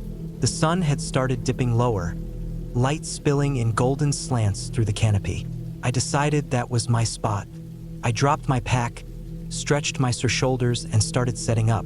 The tent went up easy, the tarp tied between two trees to cover it in case it rained. I laid out my sleeping bag and stacked my food in a bag tied up on a branch. just out of reach from anything on four legs. The forest around me felt calm, almost too calm. I noticed then that I hadn't heard a bird in hours. It wasn't strange for birds to quiet down in the late afternoon, but this felt like the silence had settled too soon, like something pressed it into the air. I shook it off and focused on building a small fire pit. I gathered stones, arranged them in a rough circle, and pulled dry twigs and branches from the ground. It took a while to get it going, but soon I had flames licking up, the smoke curling into the sky, carrying the smell of burning pine. I ate jerky and some trail mix watching the fire. The shadows stretched longer, swallowing the clearing. As the night took over, the woods seemed to press closer. The fire was my only circle of safety, the one thing keeping the blackness from crawling all the way in. The air grew colder fast. I threw on another layer and fed the fire with thicker wood. The first real unease came when I heard something behind me. A branch snapped, heavy, not the kind of sound a rabbit makes. I turned slow, the fire popping beside me, but there was nothing. Just the dark tangle of trees, shadows shifting as the flames flickered. I stared into it for a long time before turning back. I told myself it was a deer, maybe an elk, something moving along in the distance. Still, I found myself gripping the knife in my pocket as I sat back down. The hours dragged. I thought I would fall asleep easy, worn out from the hike, but every sound had me stiffening. The forest wasn't dead silent anymore. I could hear faint movements out there, not constant, but every so often, like something shifting weight on the leaves. I told myself over and over it was just animals, raccoons, maybe even a bear keeping its distance. But what unsettled me wasn't the sounds themselves. It was the rhythm. It wasn't like the random rustling of wildlife. Came in steps, then silence, then more steps. I stoked the fire higher, even though I knew I'd need the wood for later. Flames jumped, sparks rising into the black sky. My eyes kept scanning the edge of the clearing, catching glimpses of shapes that never fully formed. I stayed like that until my eyes ached from trying to see too much in the dark. When I finally crawled into the tent, I left the fire burning. I zipped the flap and lay down, knife within reach, flashlight beside my head. The nylon walls felt paper-thin, useless against anything bigger than a raccoon. Every small sound outside seemed louder once I was inside. I lay there stiff, ears straining. At some point, I drifted into a light sleep. I woke up to something. At first, I didn't know what it was. Then I realized it was the crunch of footsteps just outside. Slow, heavy, pausing between each step. I froze, every muscle tight. My heartbeat thudding so loud I swore it must be heard outside the tent. The fire had burned down, the light weak, barely glowing through the fabric. The steps circled, moving just far enough to keep me guessing, then stopping. I lay there for what felt like forever. Finally, I clicked on my flashlight and shined it against the tent wall. Nothing, just the faint glow of the clearing outside. I gripped the knife, breathing shallow, waiting. The steps didn't come back, but I didn't sleep again. Morning came gray and cold. I unzipped the tent and stepped out slow, scanning the clearing. The fire had died to ash. The ground was littered with dew. Nothing seemed out of place until I looked at the edge of the clearing. There were impressions in the soft earth. Not boots, not hooves, bare feet. They were faint but clear enough to see the toes pressed into the mud, larger than mine. They circled the tent and then led back into the trees. The sight rooted me in place. I stared at them for a long time before moving. My first instinct was to pack up and get out, but the hike back was long, and the thought of being followed all the way through the forest made my stomach twist. I forced myself to eat something, though it felt like chewing rocks. Then I tore down camp. I stuffed everything into my pack with shaking hands. As I started walking, I kept glancing over my shoulder. The woods looked the same, but I couldn't shake the feeling of eyes on me. Every time the wind shifted through the trees, it felt like something was hiding just out of sight. I moved fast, following my compass, checking the map only when I had to. I didn't take breaks. I didn't stop for water. I just pushed forward, boots pounding the ground. Hours passed, but the forest felt endless. My nerves were raw. At one point, I stumbled down into a ravine, the kind choked with rocks and thorns, and I swore I heard something behind me again. I scrambled out, tearing my arm on a branch, not even stopping to check the cut. My whole body was running on panic. By late afternoon, I finally recognized the dry creek bed I had followed in. Relief hit hard, but it was thin. That's when I saw it. On a flat patch of mud, there were fresh prints. Bare feet again. They weren't mine. I could see the size, the weight pressed deeper into the earth. And they were pointed the same way I was walking. It meant whoever it was, they weren't just out there. They were ahead of me. I froze. The silence pressed in thicker than ever. My throat was dry. Turning back meant heading deeper. Going forward meant maybe walking into whoever it was. But there wasn't another option. I forced myself on, every step measured, knife clutched so tight my hand ached. The woods grew darker as the sun sank. I kept expecting to see someone, a shape between the trees, a face watching. But there was nothing, just those prints showing up here and there, always in the same direction. My nerves were raw by the time I finally broke back onto the faint trail I had started from. When I saw the road, I almost cried. My car sat where I left it, dust still thick on the windshield. I fumbled for my keys, dropped them twice before getting the door open. I threw my pack in, slammed the door, and locked it.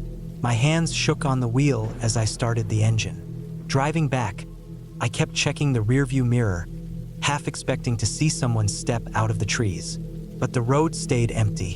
When I finally pulled into my driveway hours later, the relief didn't come the way I thought it would. I kept seeing the prints in my head. Large, bare feet circling my tent in the middle of the night. Not an animal, not an accident. Someone had been out there with me, watching, waiting. That night I lay in my bed, the sounds of the city outside, but I still couldn't sleep. I realized then that the